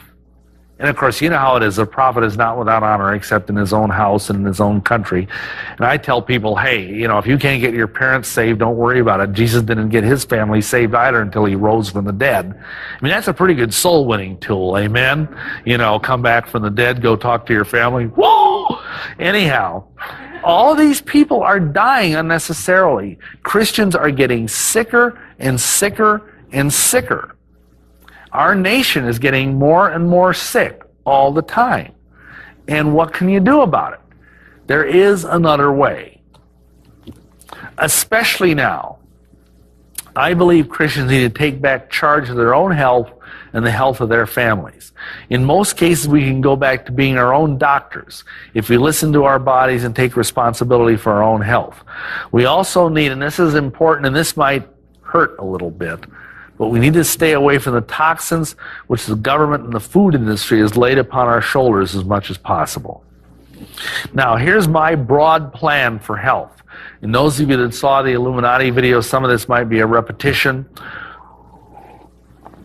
for which I apologize, but here goes. You've got to be sure your gastrointestinal tract and your colon are clean and healthy. Number two, as far as possible, avoid the white plague of processed foods, white flour, white sugar, white dairy products, etc. Eat as much as possible of wholesome natural foods, predominantly raw. As much as possible, avoid toxic chemicals, and that's not easy because they're all around us. For health challenges, use the powerhouse food that our Lord, the God, the King of the universe has provided for us. Now let's talk about the first issue, keeping it moving. Many Americans are constipated, and this is the source of virtually all disease, is simple constipation. I mean, let's face it. You know, if you've got high blood pressure, you're constipated. I don't mean in your colon necessarily. Your blood vessels and arteries are constipated. If you've got a tumor, it's because your body is trying to encapsulate something because of constipation. If you've got endometriosis, it's because something is constipated down in the area of the female organs. You know, and many Americans, I mean, I'll never forget, I was preaching down in South Carolina, having dinner with a pastor, and he was complaining about how he was having all these headaches all the time. And the guy had I don't want to say anything, but the guy had really bad complexion. I mean, for a guy in his 30s, he just had really bad skin. And I said, well, pardon me for asking, preacher, but you know, how often do you have a bowel movement? He says, oh, about once a week. You know, and the guy was skinny as a rail. I mean, you know, if he stood sideways and stuck out his tongue, he would have thought he was a zipper. You know, but he was really, really sick. You know, because if you eat 3 meals a day, which he did, and then you have, you know, only 1 bowel movement a week, where's all those other, you know, 20 meals going? Like many of you may have heard, when John Wayne died of cancer, they did an autopsy, and he had like 60 pounds of fecal material in his colon. And how long had he been carrying that? And some of you may have heard this story from me personally, but when I had my little colon cancer crisis, I went to a colonic therapist. Praise God I did. And I lost 35 pounds in one night. And it was all fecal material that I'd been carrying in my colon. And I was eating fairly healthy. Think about that. And if you aren't having 2 or 3 bowel movements a day, you need to go and get a gentle intestinal cleanse. And if any of you have questions about that, I'd be happy to share how to do that. Increase the amount of whole fruits, grains, and veggies in your diet, because that's where you get roughage. That's where you get the fiber that you need to keep yourself moving. And there are some herbs. And I would also say each and every one of you in this room, if you're not doing this, you need to be taking flaxseed. Preferably ground up, because it's harder for the body to digest if it isn't. Especially men, but really all of you should be taking flaxseed on a daily basis, because that's so good for your bowels, it's so good for cholesterol, and it's especially for men who are in my age group or older, it's very good for the prostate. Avoid the white plague. Realize that white flour and sugar and refined rice have probably killed more people in this country than terrorism ever will. And that might seem like kind of a radical statement, but frankly, sugar is the most toxic drug and the most widely used drug in this nation. Why do I say that? Well, because sugar has side effects, and because sugar is not a natural substance. The funny thing is, if you go to some place like the Caribbean or Hawaii, and you take a machete out there and cut down a piece of pure cane sugar right out of the field, and you chew that, or and oh man, does that taste good and sweet and everything. It's oddly enough a little like celery, but it's sweet. Or if you take that and grind that into a pure juice and drink it, your blood sugar won't go like that, because that's a natural substance. Your body can look at that and say, oh yeah, sugar, I can do this. But when they take that and they refine it, and by the way, brown sugar is not healthy. A lot of people think that brown sugar, all it is white sugar with maple flavoring in it, you know. Some people think that's health food sugar. It isn't. But I mean, that is not a natural product. And it causes so many side effects, and you know, especially, I mean, that's why we're having so much obesity in this nation. I mean, right now, we are the fattest nation on earth. And you know why? And I mean, I struggle with this too. But the funny thing is we got fatter in record time. Just between 1950 and the year 2000, our obesity rate skyrocketed. Yeah, exactly. The fast food industry was a biggie. And I mean, at the turn of the century, the typical American ate 50 pounds of sugar a year. Now they eat 150 pounds of sugar a year. Imagine that. That's more than some of you in here weigh. Think of that, 150 pounds of sugar. And when you drink a soft drink, you're getting 8 teaspoons of sugar. And 1 teaspoon of sugar will completely kill your immune system for 24 hours. And then you wonder why we get sick so often. See, when you take sugar or caffeine, and of course both are in chocolate, so all the people that like chocolate, watch out. But what that does is, and they found this out through clinical trials, is that makes your cortisol jump 300%. What's cortisol? It's a stress hormone. It's what your body releases when you're overstressed. It's a main part of the fight or flight syndrome. It's produced by the adrenal glands, like adrenaline is. And there's a inverse relationship between cortisol in growth hormone. The more cortisol you have, the less growth hormone you have.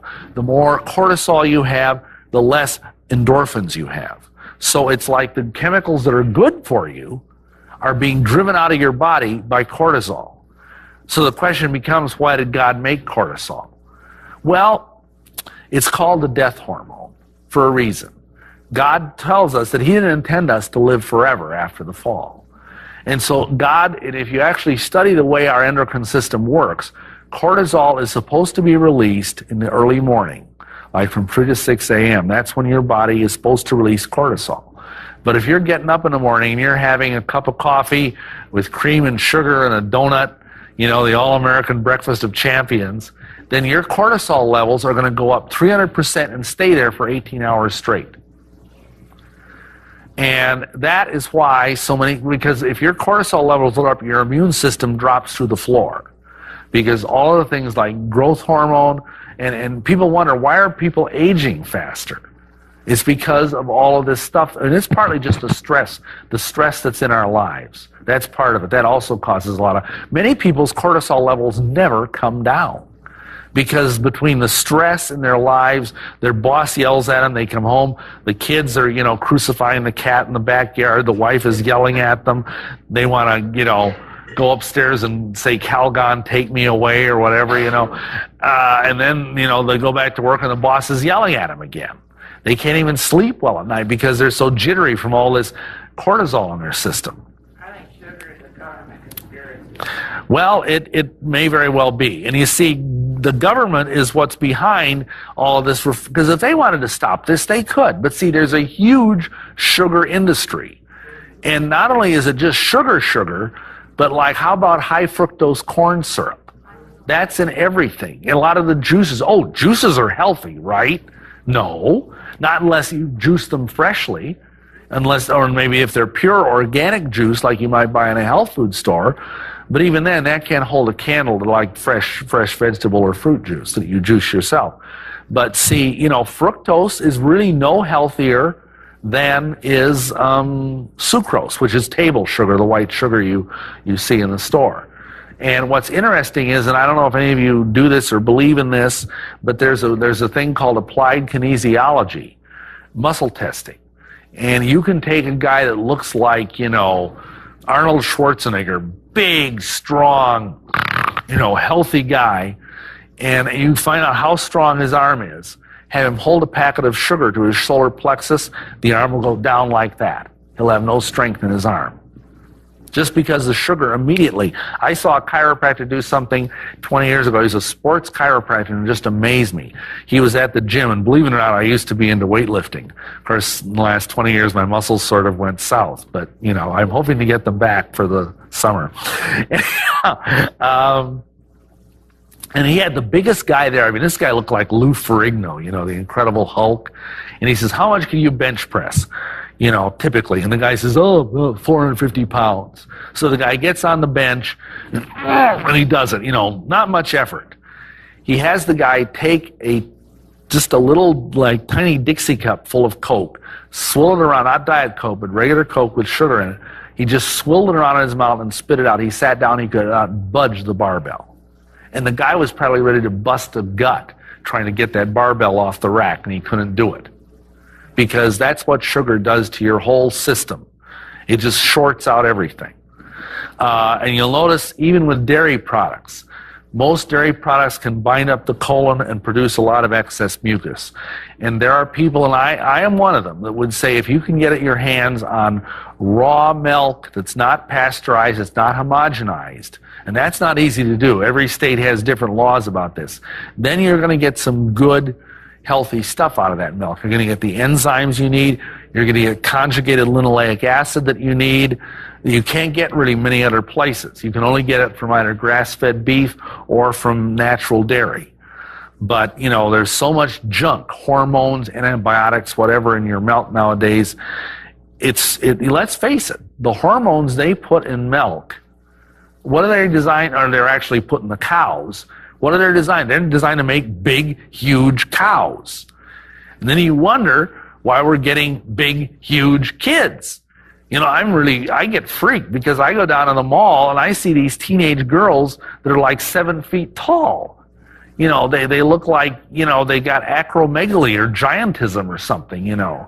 And so many, I mean, there are more kids now that are obese, young kids, than ever before in American history. Also, you'll find if you get a lot of colds, if you get asthma, if you suffer from sleep apnea, try cutting out dairy. Half the time that will just clear all those things up. I had this one client who had she was on one of those machines they give you for sleep apnea. You know, that's when your snoring issue is so bad you can actually, you know, stop breathing at night, and that's pretty scary. And it cleared it up in a week, just that quick. Because see, mucus is good for you in moderation. Because a lot of your immune system, killer cells and macrophages and stuff, love to move around in mucus. But if you get too much mucus, it gunks everything up. And that's why, you know, you end up having colds and things like that. Isn't this a wonderful thing to talk about? I'm sorry, folks, but this is important. Now, how about fast food and processed foods? Well, unfortunately, fast food will just hurry you onto your grave. There ain't no such thing as healthy fast food. I'm sorry. In fact, but here's the scary thing. Americans spend 90% of their food budget on processed foods. And they spend more on fast food, which is slightly different from processed food. It's like this is processed food and fast food is a smaller circle within the processed food than they do on higher education.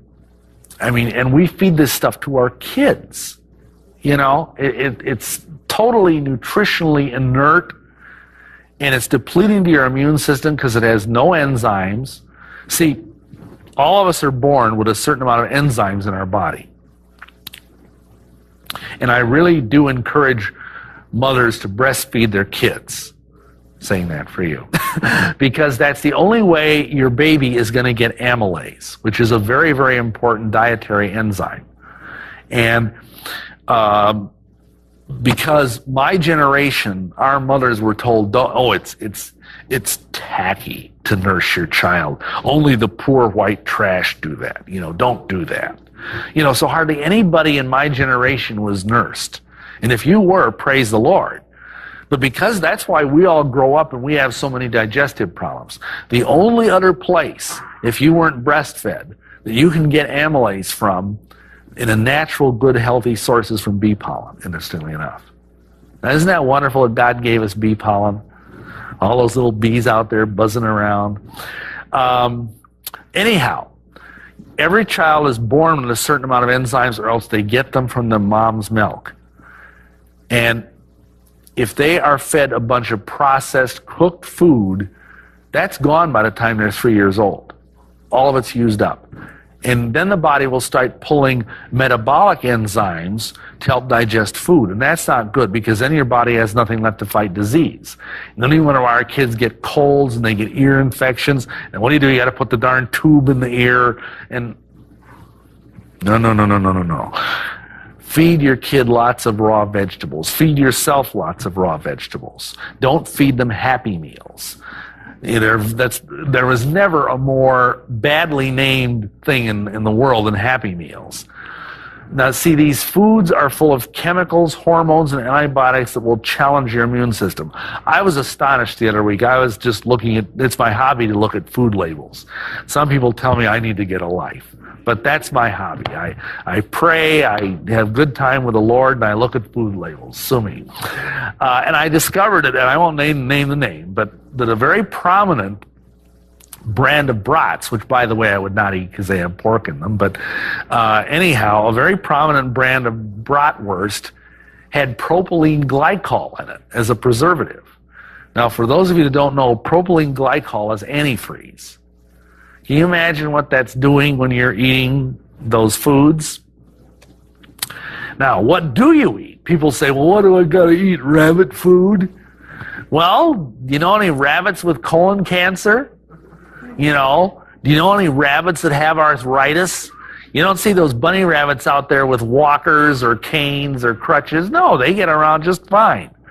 You need more live foods, fruits, nuts, vegetables, and when raw, these are rich in enzymes and they'll replenish your enzyme bank. Now you can also get a lot of good companies sell excellent enzymes. And many people, if you're taking Tums, if you're taking Pepcid or Tagamet or things like that, stop it. I mean it. Stop it. Because that's just making matters worse. Instead, take digestive enzymes. And if you have questions about that, I'd be happy to answer them. You know, if you need to eat meat, try to stick to organic grass-fed beef and free-range poultry. And try to keep this to only 25 and 30% of your diet. And people say, well, that's more expensive. Yeah, you're right, it is. But on the other hand, the more people that eat it, the less expensive it will get. The only reason these farmers are pumping, you know, these poor cows full of all these things and trying to sell us, they're all ballooned out like some gross pustulence or something, you know, is because people are buying it. And of course, who are the biggest consumers of this stuff? The fast food industry. In fact, if any of you want to really have an interesting, I don't know where the book went. Someone ran off with the book. Oh, here it is. We don't sell this here, but Fast Food Nation, this guy is not a Christian or anything, but it's a fascinating study of the fast food industry and how it has changed our health, how it has changed the whole way we live as Americans, and of course now it's spreading around the world. Cold water fish such as salmon and herring are excellent for your heart, and I've already mentioned flaxseed. Now, be aware of this. There's tens and thousands of toxic chemicals in our environment that our ancestors never even had to worry about.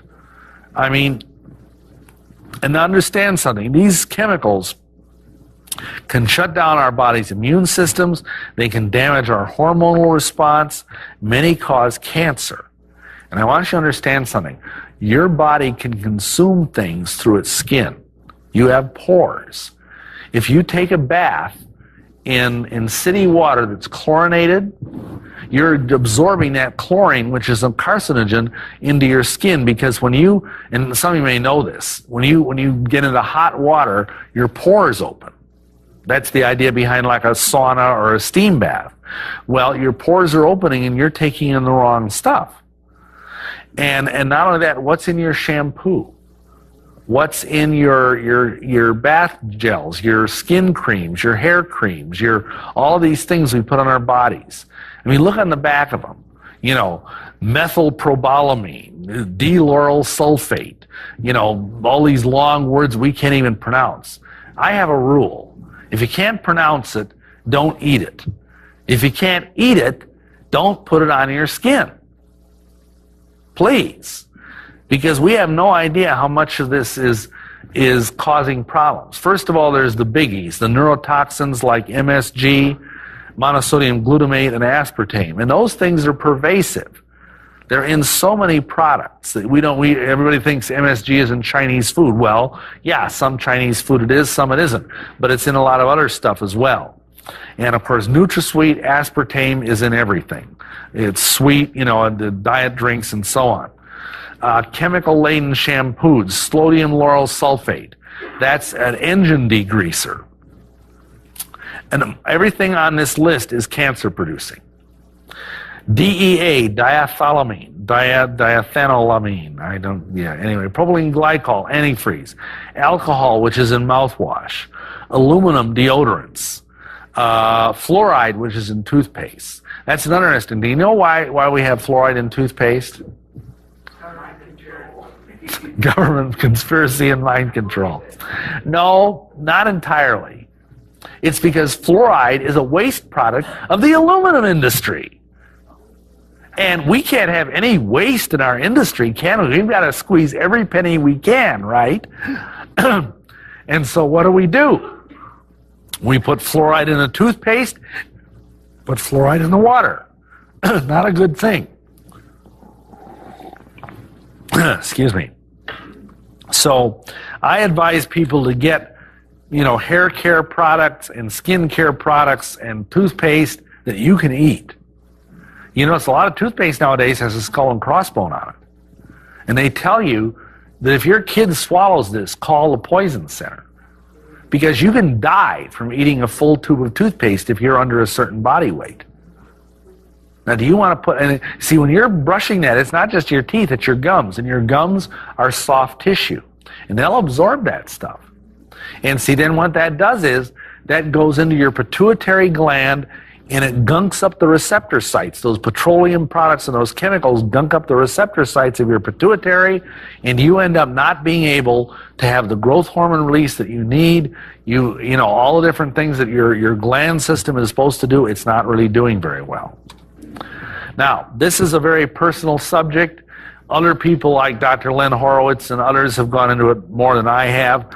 I would just, you know, with what I've shared with you about vitalism, I would just hope you'd want to really think twice about having yourself or your kid be punctured and filled with chemicals. And realize that even though they're trying to improve some of these vaccines, a lot of them still have mercury in them as a preservative, and of course mercury is a toxin. This is your choice as a citizen and as a parent. And realize that, like when I grew up, everybody got chicken pox. You know, that was just a common child. Now they want to vaccinate against it. And then you don't have the same level of immunity that if you just got the disease, and then, you know, once you got it, then you had the antibodies and you were set for life. And they're doing away with that. And I keep wanting to know why. Is it, I mean, you know, I know there are people out there who are in the ruling elite that literally want to wipe out about 2 or 3 billion people. And they're doing a pretty good job of it between wars and AIDS and what have you. But, you know, so I would just advise extreme caution. I would tell you, if I had children, I would not get them vaccinated. And I would never get a flu shot myself. And should you choose to opt out of vaccines, at least so far, you can claim a religious exemption. And even, let me just see, I think there was something. Oh, I wanted to talk about something here in a minute. Some of our most basic needs are being attacked here. Most tap water is not drinkable. A lot of bottled water is not much safer. You know, EMF, electromagnetic frequency pollution, is also rising. How many of you realize that there's stuff coming out of your computer screen, out of your TV screen, and I don't just mean bad programs. I mean, you know, there's electromagnetic radiation, which can be very health challenging. Air quality is bad in most large cities. You have pollution, you have interior pollution, which comes from carpeting and paints and so on.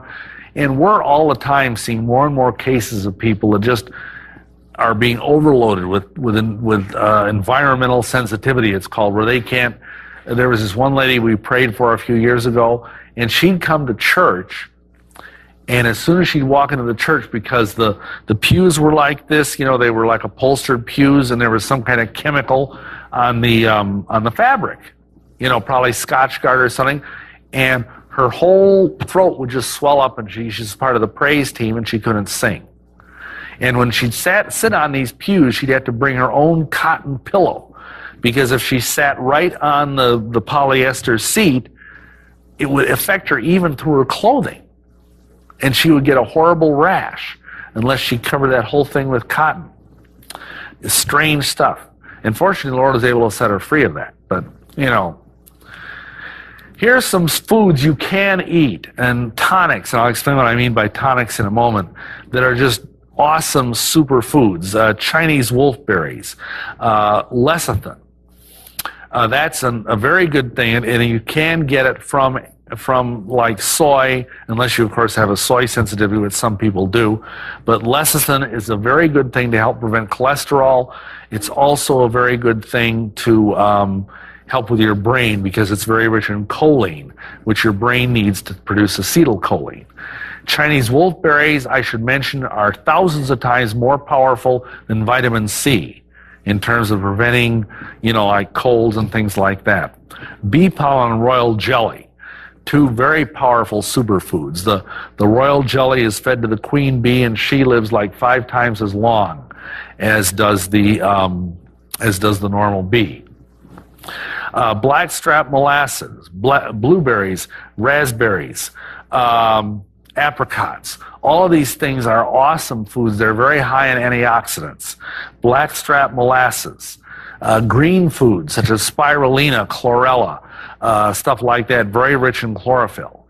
A lot of you may realize if you have blood disorders or if you have blood toxins, if you get a lot of chlorophyll into your diet, that will really help purify your blood. Because chlorophyll is basically like the blood of plants. It's chemically very similar to human blood. Then, the tonics. Now, what is a tonic? Well, a tonic, when it's used in terms of herbs, is a thing that you can take all the time just for general good health. You know, like you may have heard jokes about Granny's spring tonic. Well, that was like a kind of a wine thing that was made out of dandelions and other bitter herbs, and they were called bitters. And that stuff is very good for your liver and very good for your digestion. And so Granny would make that up every year, you know. So you got Siberian ginseng. And I forgot to put it on this slide, but I can't forget its female counterpart, which is Dong Qi. That's spelled D-O-N-G-Q-U-A-I. And Dong Qi is a great herb for any female of any age, but especially during your period and especially during your PMS time if you're in that time of your life. Astragalus is a great herb for the immune system. Cayenne is an incredible herb for the heart and for the general circulatory system. I got to tell you this one account. There was this gentleman, he wrote a book about this called Left for Dead, and it's an awesome book to read. But he had quadruple bypass, and basically it didn't help him. He just felt awful. He had no energy. All he could do was lay in bed, and he'd get up and he'd shamble over to the couch and lay on the couch a while, then he'd shamble back to bed, and he couldn't do anything. And he was about ready to end it all. And one day his family took him out in a wheelchair in the park, and there was this little old granny lady who just seemed to be all full of energy and just sparkly and happy, and she says, well, what's wrong with you? And he kind of explained that he'd had heart disease and he had a quadruple bypass and he just wasn't recovering from it. She says, oh, you need cayenne pepper. You need just take a teaspoonful of cayenne pepper and it'll fix you up just like that. And so I said, yeah, right, you know, and he went home and he just got worse and worse. And finally he remembered, he was laying on a couch one day and I remember what that lady said, and so he kind of shambled out of the kitchen. He says, well, the worst it could do is kill me and then I'd be out of my misery, you know. And so she told him, take some cayenne pepper and, you know, use water as a chaser. And so he took a teaspoon of cayenne pepper and swallowed it. And then he took water and he just, boo! You know, he thought he was going to die for about 30 seconds. It just like detonated in his esophagus, you know. And then all of a sudden, he felt wonderful. And he had called his son. This guy was like probably in his 40s at this time, because he needed to have someone come over and shovel the snow off the porch, the roof of the porch, because he was afraid it was going to crash in. And he thought, well, gee, I feel good. Maybe I'll just go up there and see if I can shovel a little bit of snow. Now, here's a guy, you know, couldn't even get around. And snow shoveling is one of the most vigorous things you can do. You tell cardiac patients, don't go out and shovel snow. And he was out there, you know, shoveling snow. And the guy ended up becoming like an evangelist for cayenne. He started his own little business selling cayenne in capsules. And I'll tell you, you can literally stop a heart attack like that just by putting some cayenne pepper under the person's tongue. They'll probably punch you, you know, but especially if they're not knowing what's coming. But I've seen it done. I have seen it done, because what cayenne is an excellent blood equalizer. If you've got bleeding, like if you cut even an artery, slap a handful of cayenne pepper on it, it'll stop the bleeding in less than 3 minutes. Now, you might stop to go to the doctor and get it stitched up, you know. And again, MDs are real good for that kind of thing. But, you know, in terms of that kind of thing, it's just amazing. Or if you have a nosebleed or high blood pressure, things like that, cayenne pepper is very good for that. Reishi and maitake are forms of mushrooms that are very strong for the immune system. Alfalfa is the king of herbs. Its name in Arabic means the father of herbs. That's why they feed it to racehorses, because its roots go very deep. If any of you are farmers, you know alfalfa goes real deep into the ground and it pulls up just an incredible amount of minerals.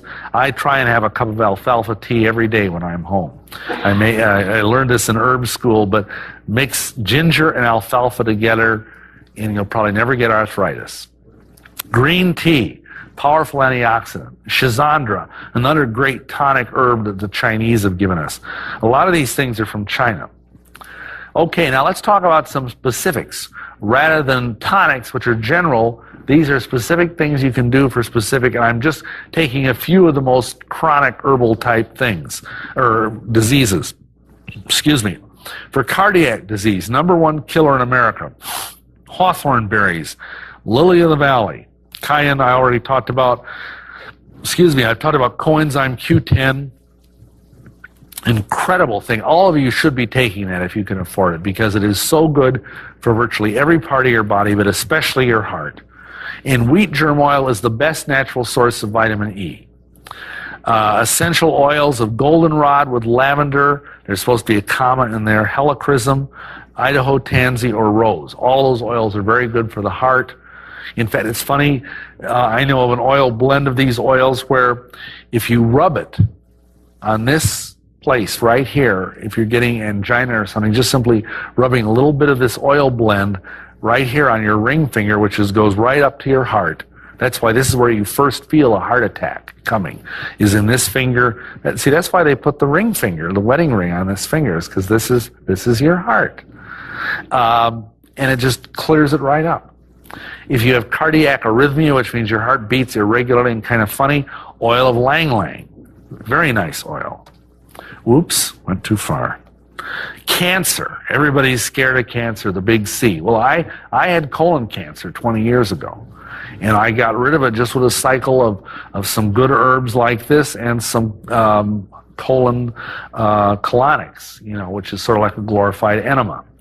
Normally, we don't recommend that except in extreme cases because it is an invasive procedure. You're sticking something into the person's, rectum and putting water in there and then massaging the thing. But some people need that. And I'll tell you, my wife, this was back when she was a colonic therapist. She was certified by Dr. Alexander Wood back in the late 70s. She had several people that were terminal cancer patients that she saved just simply by giving them colonic therapy. Red clover is a great blood purifier, and you see, some of these herbs: pokeroot, licorice, cascara sagrada, sarsaparilla, prickly ash, burdock, great blood purifier. Buckthorn, Oregon graperoot, peach bark, and chaparral, that's creosote bush. You get it all over the Southwest, and that stuff is so good for tumors, for cancer. One of my closest friends was diagnosed with leukemia, and he took heavy courses of just simple chaparral and red clover tea, and he's as healthy as a horse today, 10 years after that. No sign of the cancer. Skin cancer, cleavers is very good for that. Breast cancer, pokeroot and bayberry. Rectal cancer, chickweed. Prostate cancer, red clover, plus obviously changes in your diet. And all of these also you will need to change your diet. At least if you're living on Big Macs and fries and Happy Meals all the time. Solvent herbs for high blood pressure to get the sludge out of the blood. Cayenne, garlic, and sassafras. Dr. Shook, who was a great old herbalist, he came up with a wonderful high blood pressure formula there. You see valerian root, licorice root, buckthorn, speedwell, linden flowers, rue, and goldenrod. Dr. Christopher's formula is a little bit safer because rue is kind of a funky herb. You need to know how to deal with it. Ginger, cayenne, golden seal, ginseng, parsley, and garlic. And then essential oil of goldenrod is awesome for high blood pressure. Now, let's say you, like many Americans, you have indigestion. You're popping Tums. You're, taking Tagamet. First, what you need to do is you need to start taking dietary enzymes. You need to eat more raw foods and build up your enzyme bank. Cascara sagrada and water is very good. Now, if you've got that gastro reflux thing that everybody's talking about nowadays, the best thing for that is slippery elm as a tea or as a gruel. Now, it has no taste, So you can just put like a big scoop of slippery elm in like warm to hot, not boiling because you'll kill all the enzymes in the herb, water, and just stir it up, put in some stevia to sweeten it, and eat it just like a porridge. Now you kind of got to get by the consistency because it's what's called a mucilaginous herb. That's why it's so soothing, which means it kind of looks like snot. But if you can get past that, it's so soothing.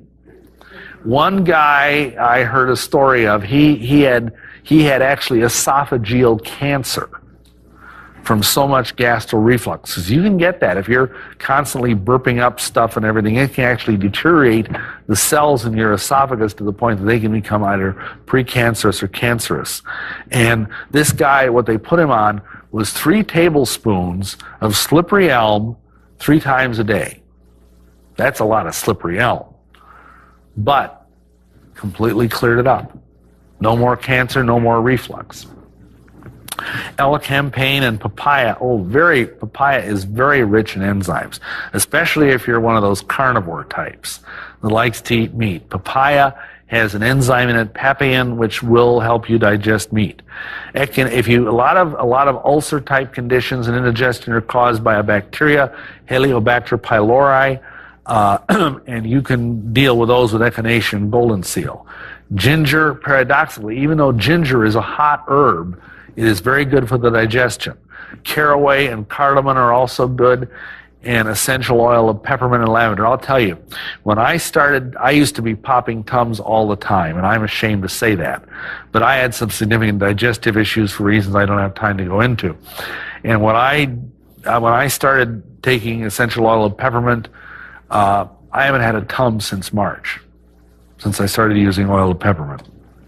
For female issues, best all-around thing you can take if you're a woman from 12 to 90 is red raspberry leaf tea. If you suffer from excessive menstruation, raspberry leaves, prickly ash, blue cohosh, wild yam, and cinnamon.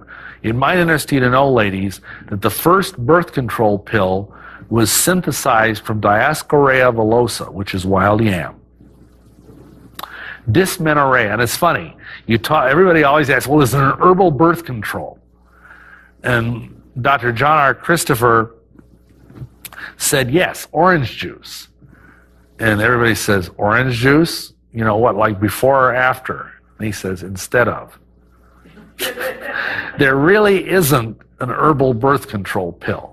There are herbal abortifacients, unfortunately, which I'd rather not get into. But some people will say wild yam does help with birth control. Other people claim it'll just make you get pregnant faster. So, what are you going to do?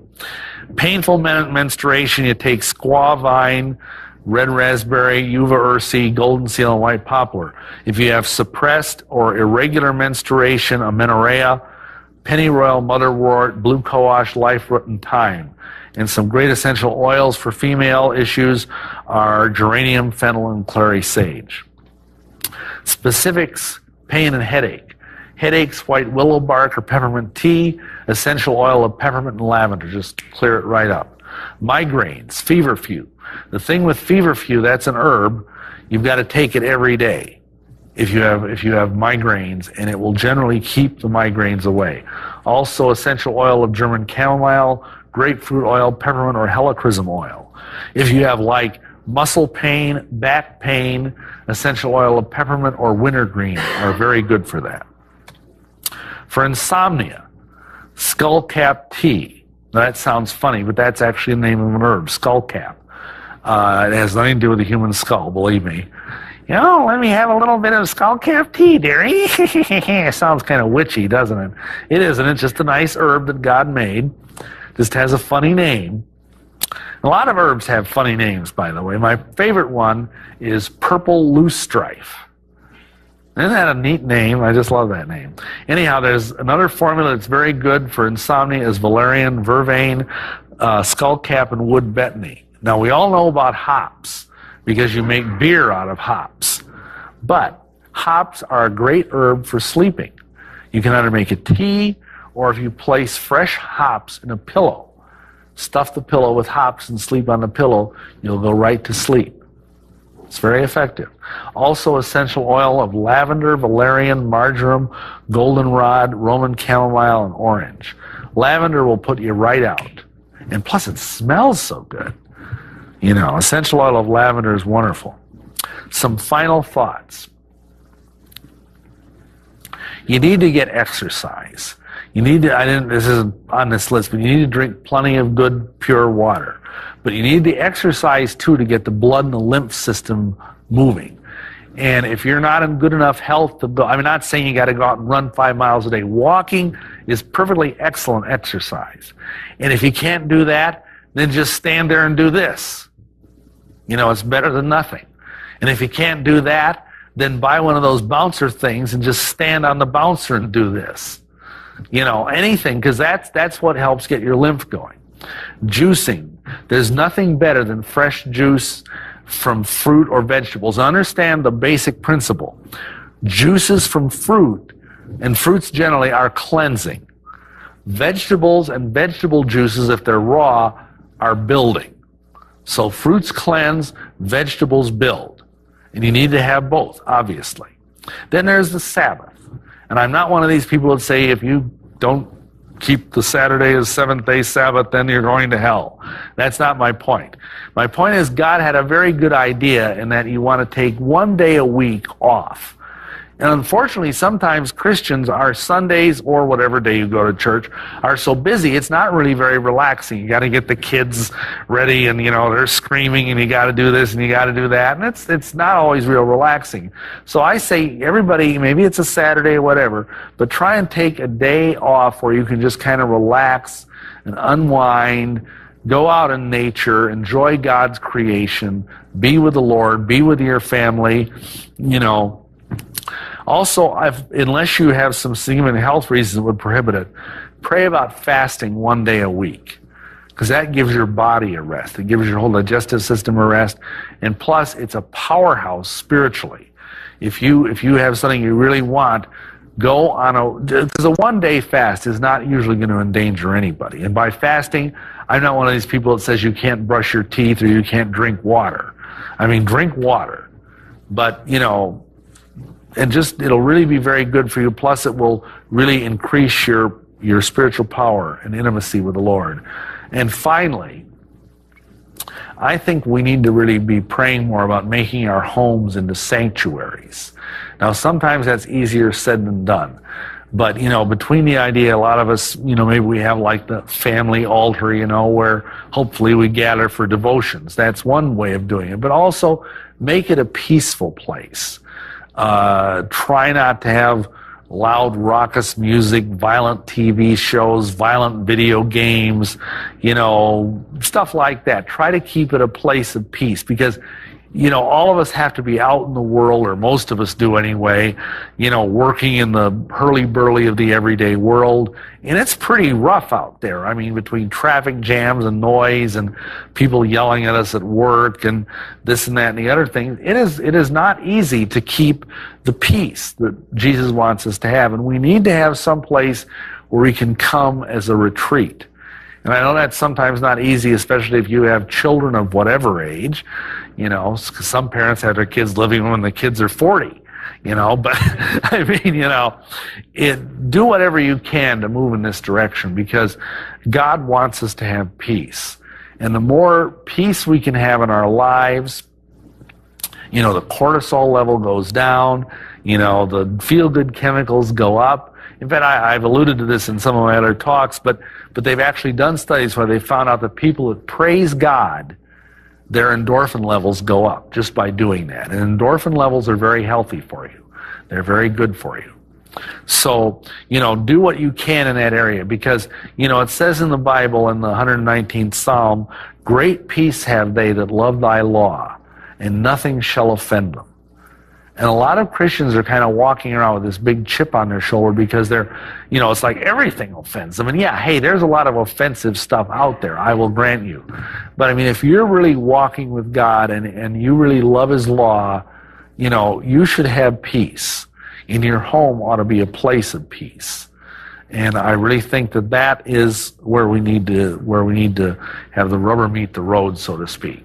So, Basically, I think as we bring this to a close, I think what you all need to understand here, again, I want to highlight that we are not trying to bash doctors or the medical profession, because they're victims of this. Just like, in a way, you could kind of compare them to the Mormons or the Masons. They're part of a large system, which is really a religious system. They have, they have their little theologies. The germ theory, for example, is a theological belief that diseases caused by germs. There's no evidence for that. No evidence at all. Pasteur, who came up with that theory, by the end of his life, he said it was horse hockey, to quote Colonel Palmer. So, Potter on MASH, he actually disbelieved in it by the end of his life, because otherwise we'd all get sick, and we all don't get sick. People who generally love the Lord and who eat right, get plenty of rest and plenty of exercise, tend not to get sick as much as other people do. And it's funny, if you interview octogenarians and centenarians, people who are over 100, virtually every single one of them has faith in God. Most of the people, I've never seen anybody, these people, I've interviewed them on TV, they're all Christians. They all have a very strong faith in God, and most of them had pretty hard, active lives, And some of these people you see overseas, like in China and in Hunzaland and other places like that, they work hard all their lives, and they're still working hard when they're in their 120s and their 130s. They're out there, farming and carrying wood up and down mountains, and they aren't sitting in a nursing home vegetating. Some of these guys are still having children when they're 100 years old. We need to take some pages from them. So anyhow, hey ladies, wouldn't you love to be pregnant when you were 100 years old like Sarah? Amen. Hallelujah. So anyway, God wants us to be healthy. And God doesn't want us ensnared in a medical system, which is unfortunately, however good the people that are running or are part of it are, the overall system, I think, is getting increasingly ungodly.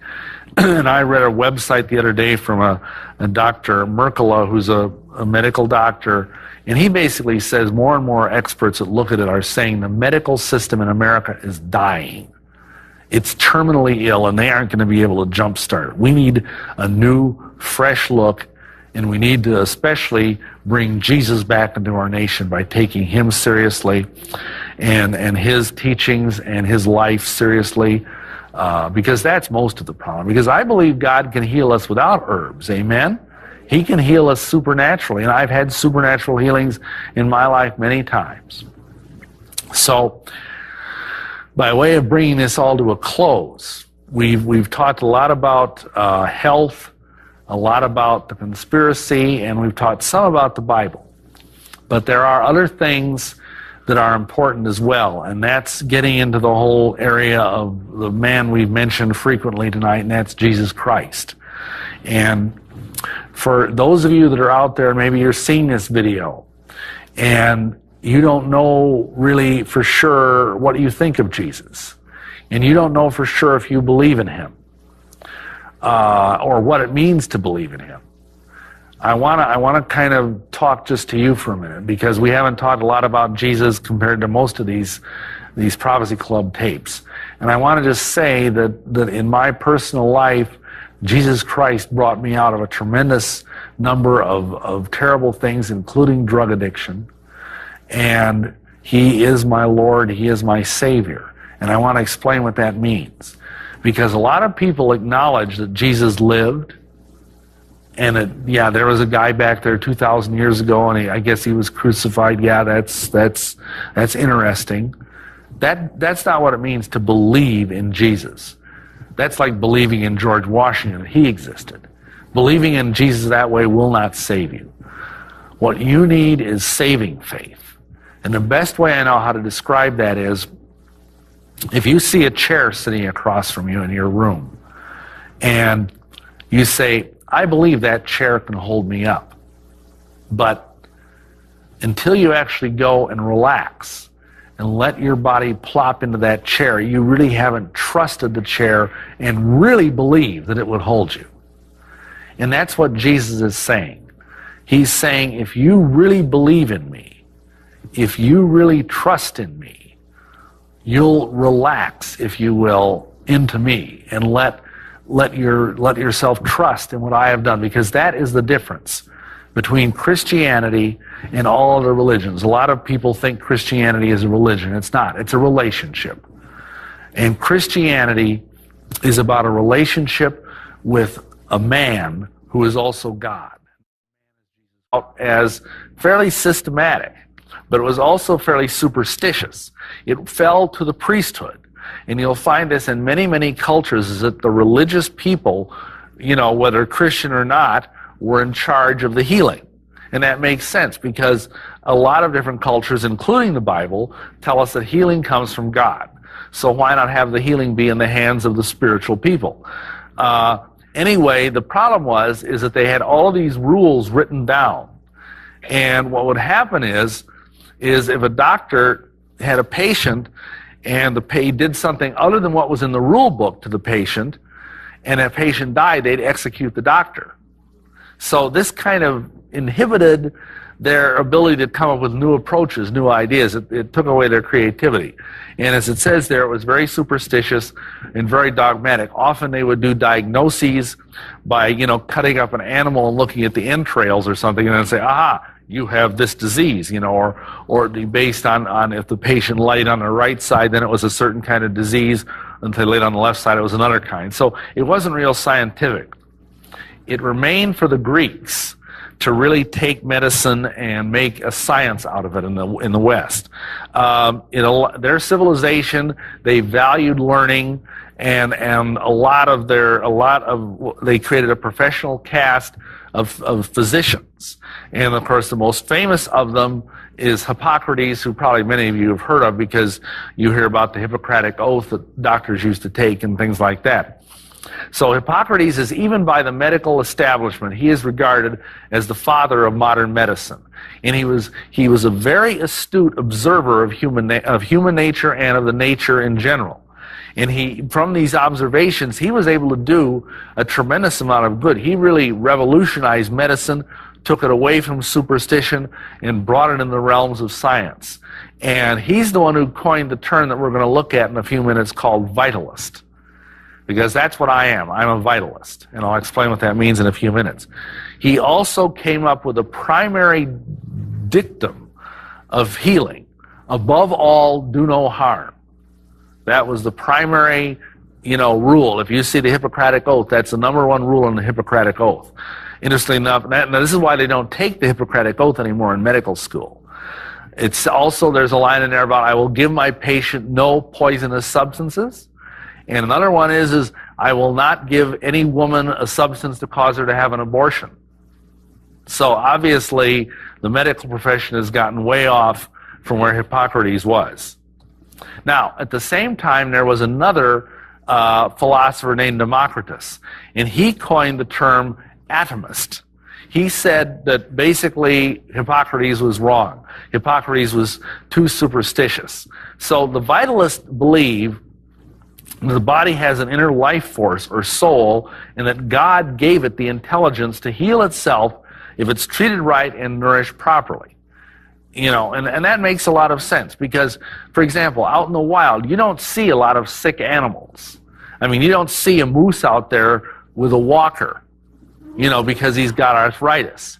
Or you don't see animals in the wild getting heart disease or cancer. And that's because they're eating what God intended them to eat. Now, you do see those things with our pets, with dogs and cats, but that's because most of those animals eat what we eat. We feed them, they sit there at the table, like that, and we feed them table scraps and so on. So, this is the idea. The word vitalist comes from the Latin word vita, which means life, and it basically means that there is a power within the body to heal itself that God gave us, and if we just get out of its way and let it do it, it will. Now, on the other hand, these atomists, the followers of Democritus, deny this. They were sort of the Sadducees of medicine. As some of you may know, the Sadducees in the Bible denied the spiritual world. They denied the resurrection. And they believe that the body can be reduced to ever tinier and tinier parts, which can be replaced or else somehow plunged out, like we're plumbing, basically. And that's like what an angioplasty is. That's what cardiac surgery is. Okay. Now, the key word for atomists is control. They believe that nature is not good, that nature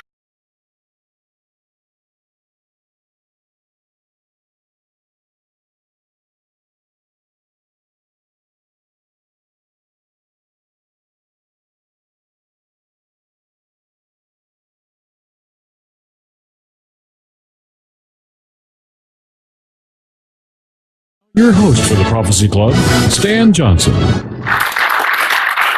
Welcome to the Prophecy Club, where we study and research Bible prophecy. Our topic tonight is the medical conspiracy. Now, before I even introduce the speaker, before we even get started, let me just say I'm not against, nor is your speaker, against the medical establishment. Nor are we against doctors, nor are we against surgery and things like that. There are things that they do that are very, very helpful. They save a lot of people's lives. That's not what we're talking about. What we're talking about is evil, wherever it may be found. Be it behind a pulpit in a church, or be it behind a radio mic, or be it behind a television camera, or be it at the doctor's office. And what we're going to be discussing tonight is some evil that does exist in the American medical system. Obviously, if we're the world's richest nation, so they say, then we should be the healthiest people. And yet, we're among the sickest. As a matter of fact, at this very moment, I'm battling some kind of bronchitis that is trying to get the victory, and I say that the herbs and the vitamins are going to get the victory along with Jesus. Amen. So we're always battling something, it seems like, in America. So your speaker tonight is a nutritional herbologist. He's been studying herbs for some 30 years. He's a certified natural health professional and a doctor of naturopathy. He's going to reveal how the ruling elite stole healing and medicine from the church and set up an evil cabal, an evil medical establishment to withhold cures and to reduce the population. Oh, they certainly wouldn't do that. Well, what does the Bible say about the devil? He comes not but for to kill, to steal, and to destroy. He's going to explain the iron triangle, how the Federal Drug Administration, the drug companies, and the medical schools collude together to control your health. And he's also going to teach you how herbs can be a superfood to strengthen your immune system to make up for what is lacking in your diet. Will you help me welcome Bill Schnoebelen? Welcome, Bill. Thanks. Well, it's once again great to be here. Praise God. This is a little bit different kind of subject matter than what I usually talk about, and in a way, I'm delighted that the Lord released me to be able to talk about some of this, because it's actually a very personal subject for me, and I think if you think about it, it is for all of us, because our health is personal. I mean, if we're sick, basically it takes some of the joy out of our life. It makes us less effective as witnesses, as soldiers, if you will, in the struggle that we're all in, because we understand we are talking about spiritual warfare. And so what the devil wants to do, as Stan says, is keep us sick, is keep us under the weather. And in my personal situation, as many of you may know, I spent many years as a witch before I was saved. And a lot of people, they think witch, they think herbs, that witches do herbs. And there's a lot of truth in that, certainly. Now, after I got saved, some Christians were telling me, well, herbs are evil and vitamins are evil, and they're part of witchcraft and you shouldn't take them anymore. And I actually had this one Pentecostal preacher pray for me to be set free from the spirit of pharmacopoeia, which is, it's the Greek word for, I don't know if it's where we get our word pharmacy. But if you look in the Old Testament, where in Exodus it says, thou shalt not suffer a witch to live. Well, in the Septuagint, which is the Greek supposed Old Testament, the word is pharmacopoeia there, or pharmakeia, which means one who deals in poisons. That's what the word actually means. So anyhow, You can tell that to your pharmacist next time you see him. So I got rid of all of this stuff that I was doing because I was actually in reasonably good health. I was kind of a health nut, and I went to the health food store and was taking vitamins and niacin and herbs and stuff. And so and then when I got especially into full-time ministry, because ministry is taxing. It's very demanding physically. And I started getting sick a lot. I mean, I was getting the flu, and I was getting a cold a couple times a year, and I was just generally feeling kind of draggy. And then in 1993, I got kidney stones, which was no fun. And so I started kind of rethinking this stuff, and I began to realize that herbs, I mean, it says in the Bible, in Genesis, that God gave us herbs to be meat. You know, that it's part of what God gave us. I mean, obviously, if the Lord made it, it says that He made everything good. So right off the bat, I thought there's something wrong with this idea that all these things are wrong, are satanic. So we did a lot of study, my wife and I. We spent literally years researching these issues, and came to understand that actually there's a healthy biblical way to live according to the Bible, that involves eating what God gives us and not eating man-made garbage. The other thing that happened was a crisis in my life, was that my father went through the grindings of the medical system. I mean, he lived his whole life in relatively good health, especially for someone who smoked, and really lived to a fairly vigorous early 80s. And then all of a sudden he started getting heart pains. And so what did they say? Oh, well, you've got to have an angioplasty. And of course, that's the thing where they stick a balloon down into whatever artery or vein is being, blocked, and they blow up the balloon. And what that's supposed to do is kind of gush or smash the whatever's blocking the vein into the wall of the artery and open it up. It's slightly like a roto-rooter, but not really. And and like almost everybody who has an angioplasty, within a year, he had to have coronary bypass surgery. He had to have a quadruple bypass. And that's a very arduous procedure. It's not one I would really recommend anybody go through. Because, they saw open your chest. They basically take a vein out of your leg and try to put it in your heart. And within 9 months, he was dead. After that, he got cancer. And the last maybe week to 10 days of his life, he was in just horrible pain. And there wasn't a lot they could do because, see, the FDA forbids doctors from giving a certain amount of cocaine, morphine, to patients because they might get addicted, even if they're terminal.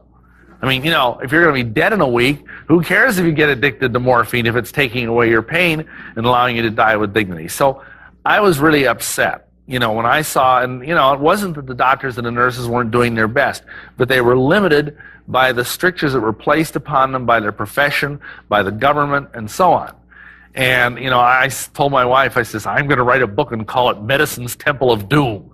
And she says, no, wait a little bit on that. Don't write a book when you're angry. And so I just started researching this, and that was in 97.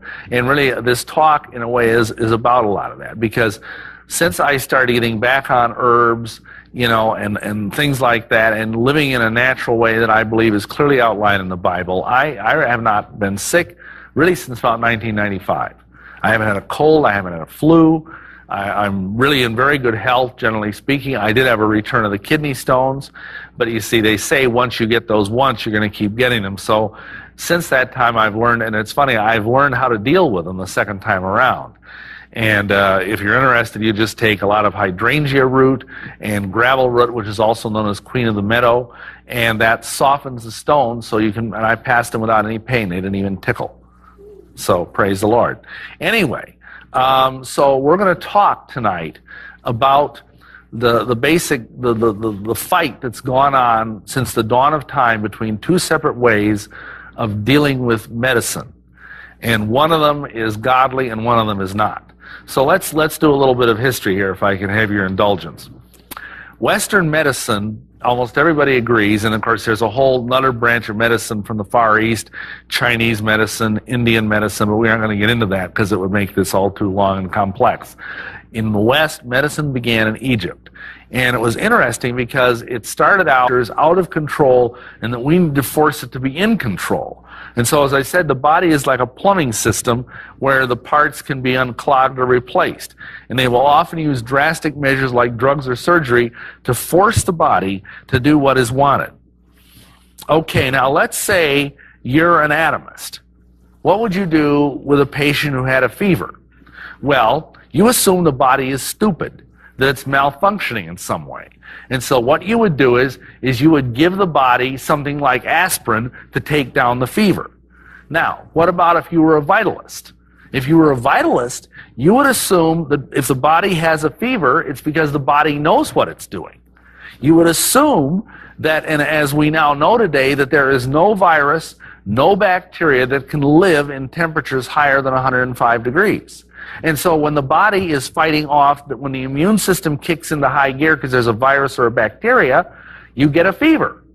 And if you let that fever run its course, and in fact even enhance the fever by putting the person in a tub of very hot water and giving them hot yarrow tea to drink, which is a sudorific, which means it makes you sweat, you know, you'll basically sweat the toxins out and you'll be fine in just a couple of hours. But you know, if the atomist is allowed to do things, he will take the fever away, so then the body can't get rid of the virus and the person gets sicker, and then he says, oh, well, we'll give you antibiotics to get rid of the bacteria. Of course, the trouble is the antibiotics cause even more problems, and so then the person is even sicker. So it becomes a vicious cycle. Now, on the other hand, back to the atomists. They are not oriented much toward preventative medicine. It's really only been in the last 20 years or so that atomistic type doctors have looked at prevention. They used to just think of the symptoms. Okay, you come in, you've got a headache. They would not think, okay, why is there a headache? Or let's say you have a pain in your toe. They just give you something to take away the pain. They wouldn't worry about why it was there. And so you take away the symptoms, you've taken away the problem. And I tell people this would be a little like if you're driving a car and let's say the red lights come on your dashboard. So what you do is you reach under and you snip the wires that make the lights go on. And you keep on driving. Everything's fine, right? No more symptoms. Until all of a sudden, because you have no oil left, your engine seizes up. Not a good deal. Now, these groups the atomists tend to be invasive. They like to poke things into you. They like to stick you with needles. They like to cut you up. You know, a good example would be you got swollen tonsils, tonsillitis. So naturally, what do? They cut them out. Now here's the thing. Let's say, for example, I hit my thumb with a hammer. It's swollen and it hurts. Let's cut it off, right? You don't need this thumb. That's what they do, you know. Or let's say, for example, you're thinking, in fact, I got to tell you this, my wife, because we were in the generation, I'm let's see, what am I, 53, where they were cutting out everybody's tonsils. And my wife even her parents got a benefit of a twofer sale. Her brother had to have his tonsils out because they were inflamed, and so they said, well, bring your other daughter in and she can have them out for free. Even though she wasn't sick, they took out her tonsils. Now we know that tonsils are an important part of the immune system. But the doctors at least didn't know that then. And so Dr. Robert Mendelsohn, who wrote a really great book, it's called How to Raise a Healthy Child in Spite of Your Pediatrician. And he said the only mistake God ever made was putting the tonsils too close to the surgeon's knife. Because you could just reach down there, down the throat, you know, anesthetize the person and snip. You know, $5,000, just like that. And the funny thing is that they took my wife's tonsils out because they said, well, they might get swollen someday. And that's like saying, well, I'm going to cut off my thumb because someday I might hit it with a hammer. I'll never hit that thumb with a hammer if I take it off, right? So, you know, and of course they do things like they give you aspirin if you have headache pain, and then they do various forms of cardiac surgery, right up including the rather drastic thing of taking your heart out and putting some other poor sucker's heart in. I always thought that was kind of unfair because it costs like $50,000. They get the heart for free. You know, you're a heart donor. You don't, like your family doesn't get 20 grand because you give them a heart. That would be unethical. And so they take the heart and put it into you, and then they charge 50 grand or something. So anyhow, now there is a good, and I don't want to sound like I'm, again, like Stan said, I love doctors. I think doctors are some of the most wonderful people because they've gone to a great deal of expense and effort to learn their craft. It's not their fault that the people that are teaching them aren't telling them the whole story. They're trying to heal people, and they're getting very frustrated. But there is a place where atomism works real well, and that's in the emergency room. Like if you break a leg, you don't want to just, take some white willow bark to take away the pain when, you got this hunk of bone sticking out of your leg and you're walking around like this. No, you want to have someone go in and set the bone. Or if you're in a car accident or some other thing where you're really banged up bad and you're in massive pain, hey, give me some morphine, especially since the FDA says we can't have an herbal extract from the opium poppy, which is a natural herbal pain reliever, which is what they make morphine out of. So, I say there is a very good place, and these people are, if you watch an emergency room team work, they're awesome, and I highly respect them. But the funny thing is that's about the only place where this stuff is good. Now, how about vitalism? Well, here the key word is helper or teacher. God is viewed as the healer. Hippocrates said that. He says, I have never healed a single patient. God is the healer. And, he was a pagan, for heaven's sakes. He was a Greek. He lived 400 years before Jesus. And, yet he understood that. He was just there to facilitate the process of healing. Vitalists believe in allowing the body to do what it's supposed to do.